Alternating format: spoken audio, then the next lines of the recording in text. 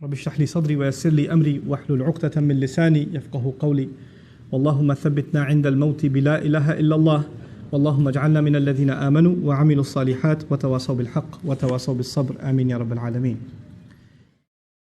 আজকের খুতবার উদ্দেশ্য হচ্ছে আপনাদের সাথে সূরা হাদীদের একটি আয়াত শেয়ার করা, কিন্তু এই আয়াত থেকে কিছু শিক্ষা বলার আগে আমি প্রাসঙ্গিক কিছু কথা বলতে চাই। সূরা হাদীদের মাঝখানে আল্লাহ বিচার দিবসের একটি চিত্র তুলে ধরেছেন। বিচার দিবস এমন একটা বিষয় যা নিয়ে আল্লাহ কোরআনে বহু জায়গায় আলোচনা করেছেন। সাধারণত তিনি যখন এই সম্পর্কে বলেন, তিনি বিশ্বাসীদের সম্পর্কে বলেন যারা জান্নাতের দিকে ধাবমান, এবং তিনি অবিশ্বাসীদের সম্পর্কে বলেন যারা জাহান্নামের দিকে অগ্রসর হচ্ছে। কিন্তু আলোচ্য অংশে একটি ব্যতিক্রমী চিত্র তুলে ধরা হয়েছে। এখানে আল্লাহ বিশ্বাসী এবং অবিশ্বাসীদের তুলনা করার পরিবর্তে তিনি বিশ্বাসী এবং মুনাফিকদের তুলনা করেছেন। আল্লাহ যেন আমাদেরকে তাদের অন্তর্ভুক্ত না করেন।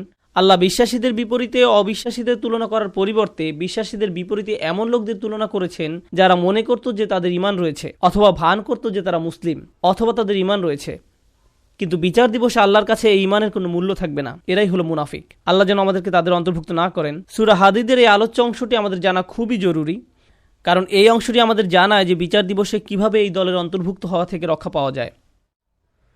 সংক্ষেপে বলতে গেলে কিয়ামতের দিন বিশ্বাসীরা যখন দাঁড়াবে, রাসূল সাল্লাল্লাহু আলাইহি সাল্লাম তাদের দেখতে পাবেন। ইয়াউমা তারা, তিনি দেখতে পাবেন মানে রাসূল সাল্লাল্লাহু আলাইহি সাল্লাম দেখতে পাবেন আল মুমিনিনা ওয়াল মুমিনাত, বিশ্বাসী নারী এবং পুরুষদেরকে। ইয়াসআ নূরুহুম বাইনা আইদিহিম ওয়া বিআইমানিহিম, তাদের সম্মুখ ভাগে এবং ডান পাশে তাদের নূর ছোটাছুটি করবে। এর মানে হলো ঈমানদার পুরুষ এবং ঈমানদার নারীদের হৃদয় থেকে এবং ডান হাত থেকে জ্যোতি বিচ্ছুরিত হবে। এই আলোটি কেন জরুরি? কারণ আল্লাহর প্রতি আপনার আমার ঈমান যদি অকৃত্রিম হয় এবং বিশ্বাস দৃঢ় হয়, কিয়ামতের দিন এই বিশ্বাস জ্যোতিতে রূপান্তরিত হয়ে দীপ্তি ছড়াবে। আর এই বিশ্বাস দুনিয়াতে আমার কর্মকে প্রভাবিত করেছে। আমার হাতের সেই কাজগুলোই কিয়ামতের দিন আলোতে রূপান্তরিত হবে। সেদিন আমাদের কাছে দুটো আলো থাকবে। শেষ বিচারের দিনটি হবে নিকষ কালো একটি দিন। আধারে ঢাকা বিস্তীর্ণ পথ পাড়ি দিয়ে আমাদেরকে জান্নাতে পৌঁছাতে হবে, এবং সুদীর্ঘ পথ পাড়ি দিতে সবার আলো প্রয়োজন হবে। কিছু কিছু ব্যক্তির আলো হবে অনেক প্রখর। রাসূলুল্লাহ সাল্লাল্লাহু আলাইহি সাল্লাম বলছেন তাদের আলো এত লম্বা হবে যে সেই আলো এক শহর থেকে আরেক শহর পর্যন্ত বিস্তৃত হবে। আবার কারো কারো আলো হবে অত্যন্ত অনুজ্জ্বল। সেই টিমটিমে আলোতে নিজের পা কোথায় ফেলছে কোনো মতে সেটুকুই শুধু দেখা যাবে। তাহলে মানুষ বিভিন্ন মাত্রায় আলো নিয়ে যখন জেগে উঠবে এবং জান্নাতের পথে যাত্রা শুরু করবে, তখন আল্লাহ তাআলার পক্ষ থেকে অভিনন্দন জানানো হবে, কারণ অন্তত তাদের নিজস্ব কিছু আলো রয়েছে। আর অনেকের তো কোনো আলোই নেই, তাই তাদের জান্নাতে যাওয়ার কোনো সুযোগ নেই। আল্লাহ বলবেন, বুশরাকুমুল ইয়াউম জান্নাতুন তাজরি মিন তাহতিহাল আনহার, আল্লাহ বলবেন আজ তোমাদের জন্য সুসংবাদ জান্নাতের, যার তলদেশ দিয়ে নদী প্রবাহিত। তোমাদের সামনেই এটা আছে, হাঁটতে থাকো, চলতে থাকো। পরবর্তী আয়াতে আল্লাহ অন্য একদল লোকের কথা বলেন যারা জেগে ওঠার পর গভীর বিস্ময় আবিষ্কার করবে পথ চলার জন্য তাদের নিজস্ব কোনো আলো নেই। চারপাশ গভীর অন্ধকার, বহু দূরে তারা দেখবে কিছু আলো। আপনারা দৃশ্যটা কল্পনা করতে পারেন, চারপাশ গভীর অন্ধকারচ্ছন্ন আর বহু দূর থেকে তারা দেখবে কিছু মানুষ আলো নিয়ে এগিয়ে যাচ্ছে। তারা হয়তো মানুষ দেখতে পাবে না, শুধু আলোর বিচ্ছুরণ দেখা যায়। তখন তারা ভাববে আমাদেরকে দ্রুত তাদের কাছে পৌঁছতে হবে, কারণ আলোটা ধীরে ধীরে হারিয়ে যাচ্ছে। তো সেই মুনাফিকরা কিয়ামতের দিন এইরকম একটি তমসাচ্ছন্ন পরিস্থিতিতে জেগে উঠবে, আর তারা বিশ্বাসীদের আলো দেখে তাদের ধরার চেষ্টা করবে, কারণ তাদের নিজস্ব কোনো আলো থাকবে না। তারা জেগে উঠে গভীর বিস্ময় আবিষ্কার করবে তাদের সাহায্য করার মতো কিছুই নেই। ইয়াকুলুল মুনাফিকুনা ওয়াল মুনাফিকাত লিল্লাযিনা আমানু নযুরুনা নাকতাবিস মিন নূরিকুম, যেদিন মুনাফিক পুরুষ এবং মুনাফিক নারীরা মুমিনদেরকে বলবে তোমরা আমাদের জন্য অপেক্ষা করো, আমরাও কিছু আলো নিব তোমাদের জ্যোতি থেকে, আমরাও কিছু আলো নিব তোমাদের জ্যোতি থেকে। ইকতিবাস শব্দ দ্বারা বোঝায়, যেমন আগের দিন আপনার হাতে মশাল থাকতো আর অন্যজনের আগুন থেকে নিজের মশাল জ্বালিয়ে নিতেন, সেরকম। তাই তারা ভাবলো আমরা তোমাদের থেকে কিছুটা আলো ধার নেব, তোমাদেরটা নিয়ে যাব না, একটু থামো, আমাদেরকে সাহায্য করো।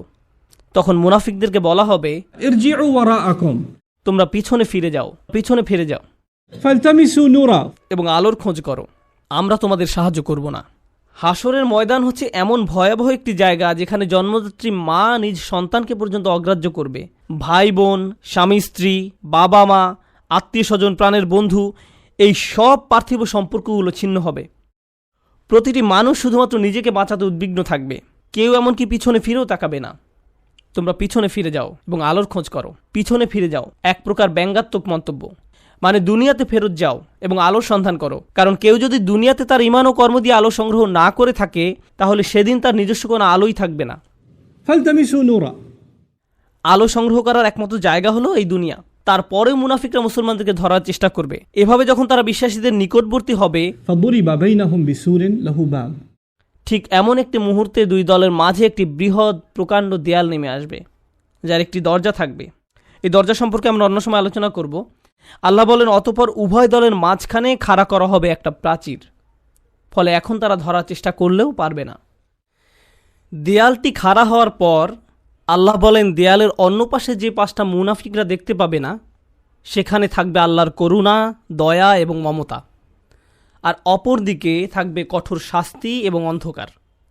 কঠোর শাস্তি এবং অন্ধকার।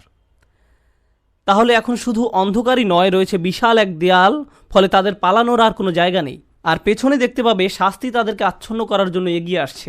তখন এই মুনাফিকরা, আল্লাহ আমাদের তাদের অন্তর্ভুক্ত না করুন, মুনাফিকরা মরিয়া হয়ে বলবে, আলাম নাকুম মাআকুম, আমরা কি তোমাদের সাথে ছিলাম না? লক্ষ্য করুন, মুনাফিকরা অপর পাশে থাকা মুমিনদেরকে ডাকছে। স্পষ্টতই দরজা এই পাশ থেকে খোলা যায় না। আরে দরজাটা খোলো না, আমরা তো তোমাদের সাথেই থাকতাম। এভাবে মরিয়া হয়ে ডাকা হবে। সামনে অগ্রসর হওয়ার পূর্বে এটা বোঝা গুরুত্বপূর্ণ। এই কারণেই আমি আজকের খুতবার জন্য এই আয়াতটি পছন্দ করেছি। এই বাক্যটার কারণে, আলাম নাকুম মাআকুম, আমরা কি তোমাদের সাথে ছিলাম না? ব্যাপারটা হলো, এই লোকগুলো যারা দেয়ালের ভয়ঙ্কর পাশে থেকে গেছে, যারা মরিয়া হয়ে আছে, যাদের নিজস্ব কোনো আলো নেই, তারা ভাবতো তারাও মুমিনদের অন্তর্ভুক্ত। তারা এটা নিয়ে খুবই আত্মবিশ্বাসী ছিল। এত আত্মবিশ্বাসী ছিল যে তারা কিয়ামতের দিনও সেই কথা বলছে, আমরা তোমাদের সাথে নামাজ পড়তাম, তোমাদের সাথে ব্যবসা করতাম, বন্ধু ছিলাম, আত্মীয়তার সম্পর্ক ছিল, চাচাতো মামাতো ভাই বোন ছিলাম, আমরা তো একই কলেজে ভার্সিটিতে গিয়েছি। কেন আজ আমরা বিচ্ছিন্ন? কেন এই সম্পর্ক ছেদ ঘটছে আজকে? এখন অপর পাশে অবস্থিত মুমিনরা নিজেদেরকে নিরাপদ মনে করছে। দেয়াল স্থাপিত হওয়ার কারণে এই পাশের মুনাফিকরা চরম আতঙ্কগ্রস্ত হয়ে পড়ল। অন্যদিকে অপর পাশে অবস্থিত মুমিনরা নিজেদেরকে অনেক বেশি নিরাপদ মনে করছে। তাদের আর কোনো তাড়াহুড়ার প্রয়োজন নেই, কারণ এখন সম্পূর্ণ নিরাপদ। এখন তারা সময় নিয়ে মুনাফিকদের উত্তর দিচ্ছে, এই কারণে তোমরা আজ আমাদের সাথে নেই। জান্নাতি লোকেরা সর্বপ্রথম তাদেরকে বলেছিল, পেছনে ফিরে গিয়ে আলোর তালাশ করো, ফালতামিসু নূরা, পেছনে ফিরে গিয়ে আলোর তালাশ করো। স্পষ্টতই তোমাদের আলো নেই। আবার মুনাফিকরা সম্পূর্ণ হতবাক, আমাদেরও তো তোমাদের মতো আলো পাওয়ার কথা ছিল। এখন জান্নাতি মানুষরা মুনাফিকদের ব্যাপারে বর্ণনা করবে, এই লোকগুলোর তো আলো ছিল, তাদের বিশ্বাস ছিল, এই লোকগুলোর তো আলো ছিল, কিভাবে তারা এটা হারালো? কিভাবে তারা কিয়ামতের দিন সম্পূর্ণ দেউলিয়া হয়ে পড়ল? এই আয়াতটি বিশেষভাবে নিগুড় একটি আয়াত। এই আয়াতে বর্ণিত হয়েছে কিভাবে একজন মুমিন ক্রমে ক্রমে ঈমান হারায়, কিভাবে একজন মানুষ ঈমানের মতো মহামূল্যবান জিনিস পাওয়ার পরেও পরিশেষে তা হারিয়ে ফেলে। রাতারাতি কোনো ব্যক্তির ঈমান ধ্বংস হয়ে যায় না। একদিন সকালে ঘুম থেকে উঠে কোনো ঈমানদার ব্যক্তি মুনাফিক হয়ে যায় না। এটা একটা পর্যায়ক্রমিক প্রক্রিয়া। এই প্রক্রিয়াটি এই নিরন্তর বাণীতে প্রকাশিত হয়েছে, বালা, অবশ্যই তোমরা আমাদের সাথে ছিলে, ওয়ালাকিন্নাকুম ফাতানতুম আনফুসাকুম। আমি প্রথমে সহজ অনুবাদ বলছি, পরে ব্যাখ্যা করব। ওয়ালাকিন্নাকুম ফাতানতুম আনফুসাকুম। 1 নম্বর, তোমরা নিজেরাই নিজেদের বিপদগ্রস্ত করেছ। আরবিতে ফাতানা শব্দটির অর্থ হচ্ছে কোনো কিছুতে পরীক্ষাতে ফেলা। স্বর্ণ গলিয়ে তার খাদ ফেলে দিয়ে ধীরে ধীরে বিশুদ্ধ করার প্রক্রিয়াটিকেও ফাতানা বলা হয়। স্বর্ণ নিখাত করার প্রক্রিয়াটি কিন্তু সহজ নয়, বরং এটি একটি যন্ত্রণাদায়ক দহন প্রক্রিয়া। ফাতানতুম আনফুসাকুম, এর অনেকগুলো ব্যাখ্যা আছে, তবে আজকের খুতবার জন্য একটা বিষয়কে হাইলাইট করব। তুমি নিজেকে বারংবার জেনে বুঝে এমন পরিস্থিতিতে ফেলেছ যেখানে তোমার ঈমান পদে পদে কঠিন পরীক্ষার সম্মুখীন হবে। এখানে জিনিসটা বোঝার চেষ্টা করুন, ঈমানের জন্য ক্ষতিকর হবে জেনেও আপনি বারবার নিজেকে এমন পরিবেশের সম্মুখীন করেছেন এবং নিজেকে বুঝিয়েছেন আমি এটা সামলে নিতে পারবো। আপনি নিজেকে এমন সব বন্ধু, আত্মীয় স্বজন দিয়ে পরিবেষ্টিত করে রেখেছেন যারা খারাপ কাজ করে, খারাপ কথা বলে, অশ্লীল জিনিস দেখে, কিন্তু আপনি নিজেকে বুঝিয়েছেন আমি তাদের মতো না। আপনি বারবার ওই সব পরিবেশে যেতেন, আপনি এমন সব আড্ডায়, জায়গায়, পরিস্থিতিতে দিনের পর দিন, মাসের পর মাস, বছরের পর বছর মিশেছেন। আপনি নিজেকে প্রবোধ দিয়েছেন এইসব আমার উপরে কোনো প্রভাব ফেলবে না, সবাইকে প্রভাবিত করলেও আমাকে করবে না। এমনিতেই তারা ঈমান হারা হয়ে যায়নি। ঈমান ধ্বংসের প্রথম ধাপটি হচ্ছে অসৎসঙ্গ। তারা নিজেদেরকে সন্দেহজনক পরিস্থিতিতে ফেলে রাখত, আর তারা ভাবতো এতে তাদের উপর কোনো প্রভাবই ফেলবে না। আমি একটি হালকা উদাহরণ দিব, আশা করি পয়েন্টটা আপনারা বুঝতে পারবেন। বাসায় যখন অনেক তেল মশলা দিয়ে রান্না করেন, তখন সারা বাড়িতে সেই গন্ধে ভরে যায়। আপনি বাসার ভেতর থেকে সেই গন্ধ বুঝতে পারবেন না, কিন্তু যখন বাইরে থেকে একজন বাসায় প্রবেশ করে, বিশেষত কোনো আরব যদি আসে, সে ভাবে যে কোনো দূষিত পরিবেশে এসে পড়েছে। কয়েক ঘন্টা পার হওয়ার পর সে অভ্যস্ত হয়ে যায়, শুধু অক্সিজেন মনে হয়। ঠিক একইভাবে আপনি প্রথমে খারাপ কোনো পরিবেশে গমন করলে সাথে সাথে বুঝতে পারেন এটা ঠিক নয়, আমি খারাপ হয়ে যাব, আমার এখানে থাকা উচিত নয়। আপনার অন্তর অস্বস্তি অনুভব করে। কিন্তু আপনি যদি বারবার বারবার বারবার এই পরিবেশে যেতে থাকেন, তখন কি হবে? আপনি আর খারাপ বোধ করবেন না। কেউ যদি জীবনে প্রথমবার কোনো ধূমপায়ীর পাশে বসে, তখন সিগারেটের গন্ধে সে কাশতে থাকবে, চোখ দিয়ে পানি আসবে, ফ্রেশ বাতাসের জন্য ছটফট করবে এবং সে দ্রুত সেই জায়গা ছেড়ে চলে যেতে চাইবে। বছরখানেক পর এটাই তাদের অক্সিজেনে পরিণত হয়। সিগারেট ছাড়া তারা নিঃশ্বাসও নিতে পারে না। তাহলে প্রথম সমস্যা হলো আপনি নিজেকে অসৎ পরিবেশে ফেলে রাখেন। ফাতানতুম আনফুসাকুম। দ্বিতীয় সমস্যাটি কী ছিল? দ্বিতীয় সমস্যাটি ছিল ওয়াতারাব্বাস্তুম। তোমরা প্রতীক্ষা করেছো, দীর্ঘসূত্রিতা করেছো। এখানে দীর্ঘসূত্রিতা বলতে কি বোঝানো হচ্ছে? আপনি বুঝতে পেরেছিলেন যে এটা খারাপ, আপনার নিজের বিবেকের মাধ্যমে আপনি বুঝতে পেরেছিলেন যে আমার নিজেকে পরিবর্তন করা উচিত, কিন্তু নিজেকে বুঝিয়েছেন ইনশাআল্লাহ আমি খুব দ্রুত নিজেকে পরিবর্তন করব, আমি জানি নিজেকে পাল্টাতে হবে, আমি জানি এটা খারাপ, শুধু এই সপ্তাহ পরেই আমি সম্পূর্ণ ভিন্ন মানুষে পরিণত হব। বেশি না, আর একটা সেমিস্টার 2 মাস ওই বকে যাওয়া বন্ধুদের সাথে থাকবো, তারপর আমি অন্য কোর্স নিব। এখন ওদেরকে রাগানো ঠিক হবে না। আমি জানি এটা খারাপ, শুধু এই 1 মাস আমি এসব করব।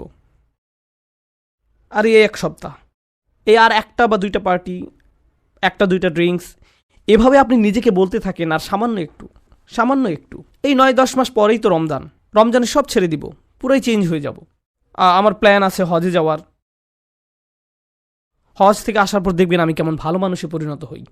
এভাবে আপনি নিজেকে বলতে থাকেন, আর সামান্য একটু। কিন্তু সে পর্যন্ত আমার জন্য দোয়া করতে থাকুন। ওয়াতারাব্বাস্তুম। এই মুহূর্ত থেকে নিজেকে পরিবর্তন করতে চান না। আপনি নিজেকে শুধু খারাপ পরিবেশে ফেলেই রাখছেন না, এখনও নিজেকে পরিবর্তনের জন্য কোনো পদক্ষেপ নিতেও প্রস্তুত নন। মনে হচ্ছে আপনার কাছ থেকে অনেক বেশি কিছু চাওয়া হচ্ছে। যেভাবে আছেন সেভাবেই থাকতে চান, আরও কিছু খারাপ উপভোগ করতে চান। এটাই ওয়াতারাব্বাস্তুম। আপনি ধারণা করে আছেন, আপনার প্রথম ধারণা ছিল আমি খারাপ পরিবেশে থাকলেও এটা আমার উপর কোনো প্রভাব ফেলতে পারবে না। সময়ের সাথে সাথে ভয়ঙ্কর খারাপ কিছু আপনার কাছে স্বাভাবিক হয়ে যায়। এখন অতারাব্বাস্তুম বা অপেক্ষা করতে থাকা, দীর্ঘসূত্রিতা করার প্রভাব কি? আপনি ভাবছিলেন আপনি যে কোনো সময় এই খারাপ কর্ম পরিত্যাগ করতে পারবেন, সব খারাপ সঙ্গ থেকে যে কোনো সময় সরে আসতে পারবেন। আরে আমি তো আর আসক্ত না, আমার তো আর এটার দরকার নেই, আমি তো আর এর সাথে আটকে যাইনি, যখন তখন বেরিয়ে যেতে পারবো। কিন্তু বাস্তবতা এটা নয়। যত বেশি সময় আপনি এর সাথে জড়িয়ে থাকবেন, আপনি তত বেশি এতে আসক্ত হবেন। তারপর এর থেকে বেরিয়ে যাওয়া অসম্ভব হয়ে পড়ে। আপনি আষ্টে পৃষ্ঠে মাথা পড়েন, সম্পূর্ণ ডুবন্ত অবস্থায় নিজেকে আবিষ্কার করেন। আপনি এখন জানেনও না এই পরিবেশের বাইরে সুস্থ জীবনের মানে কি। এরপর আপনি নিজেকে বলতে শুরু করেন, অনেক দেরি হয়ে গেছে, আর সম্ভব না। এরকম ঘটার পর এক অপরাধ বোধের জন্ম নিবে। আমি বহুদিন ধরে এত পাপ কাজ করে আসছি, আমার আরও অনেক আগেই তওবা করা উচিত ছিল, এখন অনেক দেরি হয়ে গেছে। নিজেকে খারাপ ভাবতে অথবা মনের ভেতরে অনুশোচনা নিয়ে বেশি দিন কাটাতে কেউই পছন্দ করে না। তখন শয়তান এসে বলবে, তুমি এত অপরাধ বোধে ভুগছো কেন? তোমার তো কোনো দোষ নেই। এই ইসলাম নামের জিনিসটাই তোমার মনের ভেতর যত অপরাধ বোধের জন্ম দিয়েছে। এই ইসলাম বলছে এটা হারাম, ওটা গুনাহ, এভাবে কথা বলবে না, ওটা খেও না, অমুকটা দেখো না, ওখানে যেও না। এই ইসলাম তোমাকে নিজের সম্পর্কে খারাপ ধারণা দিচ্ছে। আচ্ছা, এই ইসলাম যে এত কঠিন সব নিয়মকানুন মেনে চলতে বলছে, এটা সত্য কিনা তুমি কি নিশ্চিত? শয়তানের ওয়াসওয়াসা শুনে বিভ্রান্ত ব্যক্তি ভাবতে থাকে, আমি আসলে কেন ইসলামে বিশ্বাস করি? মনে হয় যেন ইসলাম চায় না আমি আনন্দে থাকি। আমি শুধু আমার জীবন উপভোগ করতে চাই, আমি সুখী হতে চাই, আমি স্বাধীনভাবে বন্ধুবান্ধবের সাথে মৌজমাস্তি করতে চাই, জীবনকে সর্বোচ্চ উপভোগ করতে চাই। আমি তো এমনিতেই কোরআনের সত্যতা সম্পর্কে নিশ্চিত নই। আল্লাহ বলে কেউ আছে কিনা এই ব্যাপারে আমার সন্দেহ আছে। এই কোরআন হাদিস কতটা নির্ভরযোগ্য? আমাদের আশেপাশে এরকম বিভ্রান্ত অবস্থায় অনেক আব্দুল্লাহ, জয়নব, আলী, ফাতিমা, আব্দুল করিম, আহমদ, রুকাইয়া, তরুণীরা আমরা দেখতে পাই। তারা খুব নির্ভীকভাবে বলে, ইসলাম নিয়ে আমার মনে অনেক সন্দেহ আছে। আর এই মানুষগুলো এমন নয় যে তাদের দর্শন শাস্ত্রে পিএইচডি রয়েছে বা ইসলামের ইতিহাসে ব্যাপক জ্ঞান রয়েছে, কিংবা এসব বিষয়ে বহুদিনের অধ্যয়নের ফলে তাদের মনে ধীরে ধীরে সংশয়ের জন্ম নিয়েছে। আসল ব্যাপার তা নয়। এরা নিজেদের জন্য জেনে বুঝে খারাপ সঙ্গ এবং অসৎ পরিবেশ বেছে নিয়েছিল। আমি এমন শত শত মানুষের সাথে কথা বলেছি, তারা আক্ষরিক অর্থে এই আয়াতের ভিতরে জীবনযাপন করছে। তোমরা নিজেরাই নিজেদেরকে বিপদগ্রস্ত করেছ, প্রতীক্ষা করেছ, সন্দেহ পোষণ করেছ এবং অলিক আশার পেছনে বিভ্রান্ত হয়েছ। অবশেষে আল্লাহর আদেশ এসে পৌঁছেছে। তারপর এক সময় তারা ধর্ম নিয়ে সন্দেহ পোষণ করতে থাকে, কিন্তু তাদের এই সন্দেহের সাথে যুক্তি বা বুদ্ধির কোনো সম্পর্ক নেই। ওয়ারতাবতুম, সন্দেহ পোষণ করেছে। জানেন সন্দেহ কি করে? সন্দেহ প্রথমে তাদের ইসলামের গণ্ডি থেকে বের করে দিবে। তারা এভাবে নিজেকে সান্ত্বনা দিবে, এটা তো আসলে পুরোপুরি সত্য না। সুতরাং এটা না মানার কারণে আমার খারাপ অনুভব করার দরকার নেই। যখন তাদের মনে সন্দেহ দানা বাঁধতে থাকে এবং সময়ের সাথে সাথে সেই দানা দেয়ালে পরিণত হয়, তখন তারা এই দেয়ালের আড়ালে নিজেকে লুকাবে এবং নানা প্রকারের অনৈতিক কাজের বৈধতা দেবে। একবার যখন তারা এই পর্যায়ে এসে উপনীত হবে, তখন দুটো জিনিস তাদের কাছ থেকে তুলে নেওয়া হবে। জান্নাতের আকাঙ্ক্ষা কেড়ে নেওয়া হবে, আল্লাহর সন্তুষ্টি লাভের আকাঙ্ক্ষা কেড়ে নেওয়া হবে। অন্তরে সেই বিশেষ নূর ধারণ, স্পৃহা, এইসব কিছু চাওয়ার বাসনা হারাবে। তাদের এই দুনিয়াতেই সেটা নেই।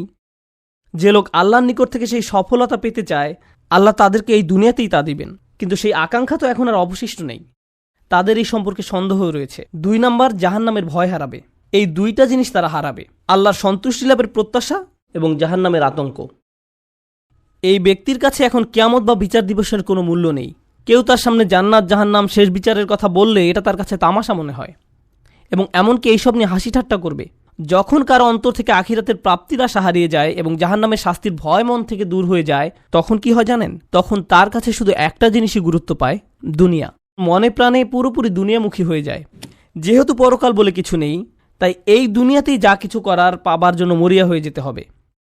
অর্থ, বিত্ত, সাফল্য, সম্পদ, জনপ্রিয়তা, বিনোদন, মৌজ মাস্তি, সব ধরনের ম্যাটেরিয়াল থিং যে কোনোভাবে যে কোনো পথে অর্জন করাটাই মুখ্য ব্যাপার হয়ে দাঁড়াবে।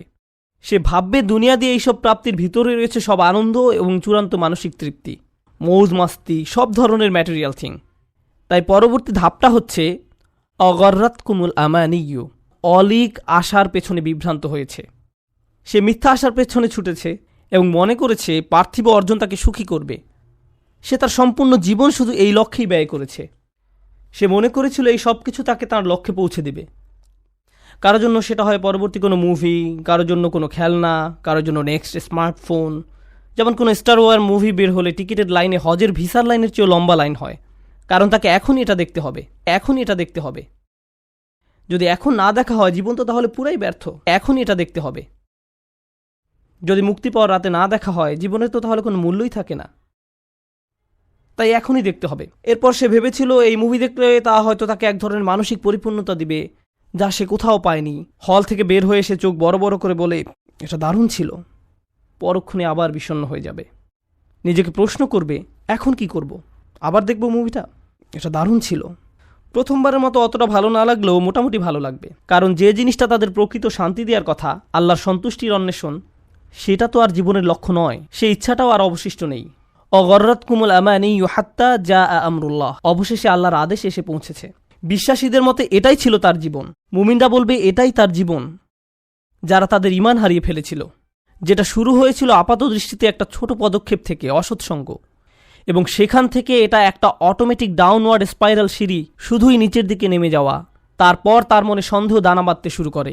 এরপর সে তার গোটা জীবন শুধু কামনা বাসনা চরিতার্থ করে এবং দুনিয়াবী অর্জনের পিছনে ব্যয় করে। অগর্রকুম বিল্লাহিল গরুর। তারপর আল্লাহ বলেন চূড়ান্ত প্রতারক। এখানে গরুর শব্দটি মুবালাগা। চূড়ান্ত প্রতারক যে সফলভাবে তোমাদের প্রতারিত করে। সেদিন ঈমানদাররা দেয়ালের অপর পাশের মুনাফিকদের এটাই বলবে। এটা একটা ভয়ানক দৃশ্য যা কোরআনে বর্ণিত হয়েছে। দেয়ালের এক পাশে দাঁড়িয়ে মুনাফিকরা ভাবছে কেন আমাদের অপর পাশে যেতে দেয়া হচ্ছে না, কেন তারা দেয়ালের ওই পারে আটকে গেছে। তখন দেয়ালের অপর পাশ থেকে বিশ্বাসী সাথীরা ধাপে ধাপে ধাপে বর্ণনা করবে কেন তারা দেয়ালের ওই পারে আটকে গেছে। আর কোরআনের এই বর্ণনাটি আপনার আমার জন্য আল্লাহর পক্ষ থেকে একটা উপহার। এটা একটা উপহার যে কিয়ামতের দিবসে সেই ভয়াবহ চিত্রটি এখানে তুলে ধরা হয়েছে। আমার এখন জানাই উত্তম, কারণ সেদিন আমি এই পরিস্থিতিতে পড়তে চাই না। তখন জেনে দিশেহারা, আতঙ্কিত, আশাহত হয়ে পড়তে চাই না। কেন আমি আল্লাহ প্রদত্ত ঈমান হারিয়ে ফেললাম? আপনারা যারা এখানে বসে আছেন, সকল ঈমানদারের অন্তরে আল্লাহ আলো দিয়েছেন। আল্লাহ আমাদের এটা দিয়েছেন। এখন প্রশ্ন হচ্ছে আমরা এই নূরকে অন্তরে ধারণ করতে পারছি কিনা। আমাদের নিজেদের দিকে তাকিয়ে দেখতে হবে আমরা কোথায় আছি। কেউ কেউ হয়তো অসৎসঙ্গের ফিতনার সাথে জড়িয়ে আছি। হতে পারে আপনি মাত্র প্রথম ধাপে আছেন আর ভাবছেন যাক না আরও কিছুদিন। হয়তো এটা এমনও হতে পারে আপনি এখন শেষ ধাপে আছেন। তাই শুধু দুনিয়াবী জিনিসের মাঝেই আপনি চূড়ান্ত সাফল্য এবং মানসিক প্রশান্তি খুঁজে বেড়ান। এই আলো ছাড়া আমাদের যা কিছু অর্জন অথবা উপার্জন, শেষ বিচারের দিনে এই সব কিছু হবে মূল্যহীন। শেষ বিচারের দিনে এই সব কিছু হবে মূল্যহীন। তাই এই অনুচ্ছেদে আল্লাহ তাআলা এটাকে প্রথমে আলো হিসাবে বর্ণনা করেছেন। বিচার দিবসে এই আলোরই একমাত্র মূল্য থাকবে। তাই এই অনুচ্ছেদের প্রথমে আল্লাহ তাআলা এটাকে আলো হিসাবে বর্ণনা করেছেন। বিচার দিবসে এই আলোরই একমাত্র মূল্য থাকবে। কুরআনের আরেকটি সূরায় যেমন বলা হয়েছে, ইল্লামান আতাল্লাহা বিকলবিন সালিম, যে সুস্থ অন্তর নিয়ে তার রবের কাছে আসবে, যে অন্তর তাদের সম্মুখে আলোর দ্যুতি ছড়াবে। এই দুনিয়াতে আপনার আমার আর বাকি যা কিছু আছে সবই অর্থহীন। শেষ বিচারের দিনে আল্লাহর সামনে এর সবই গুরুত্বহীন। কিছুদিনের জন্য আমরা এইসব উপভোগ করতে পারি, কিন্তু যদি এর ফাঁদে আটকে যাই এবং আমাদের অন্তরের সব জায়গা দখল করে নেয়, অন্তরে আর কোনো জায়গা বাকি থাকবে না। আর তাই এর পরের আয়াতে আল্লাহ তাআলা বলছেন, ফালিয়াউমা লা ইউখাযু মিনকুম ফিদিয়াতুন ওয়ালা মিনাল্লাযীনা কাফারু মাওয়াকুমুন নার হিয়া মাওলাকুম ওয়া বিইসাল মাসির। আজকে তোমাদের কাছ থেকে কোনো মুক্তিপণ, কোনো ক্ষতিপূরণ গ্রহণ করা হবে না। কোনো কিছু বন্ধক দেওয়ার চেষ্টা করো না। আজকে ওই দরজাগুলোতে তোমাদের প্রবেশাধিকার নিষিদ্ধ। কোনো ধরনের জরিমানা বা মুক্তিপণ দিয়ে দরজাগুলোর ওই পাশে যাওয়ার কোনো সুযোগ নেই। তোমাদের থেকে নয়, কাফেরদের থেকেও নয়। এই আয়াতের ভীতিকর দিক হলো লা ইউখাযু মিনকুম ফিদিয়াতুন ওয়ালা মিনাল্লাযীনা কাফারু। আজকে তোমাদের এবং কাফেরদের একই পরিণতি। আপনি এবং কাফেররা আজ একই দলে পড়ে গেছেন। আমি তোমাদের নিকট থেকে কোনো মুক্তিপণ গ্রহণ করব না, কাফেরদের থেকেও নয়।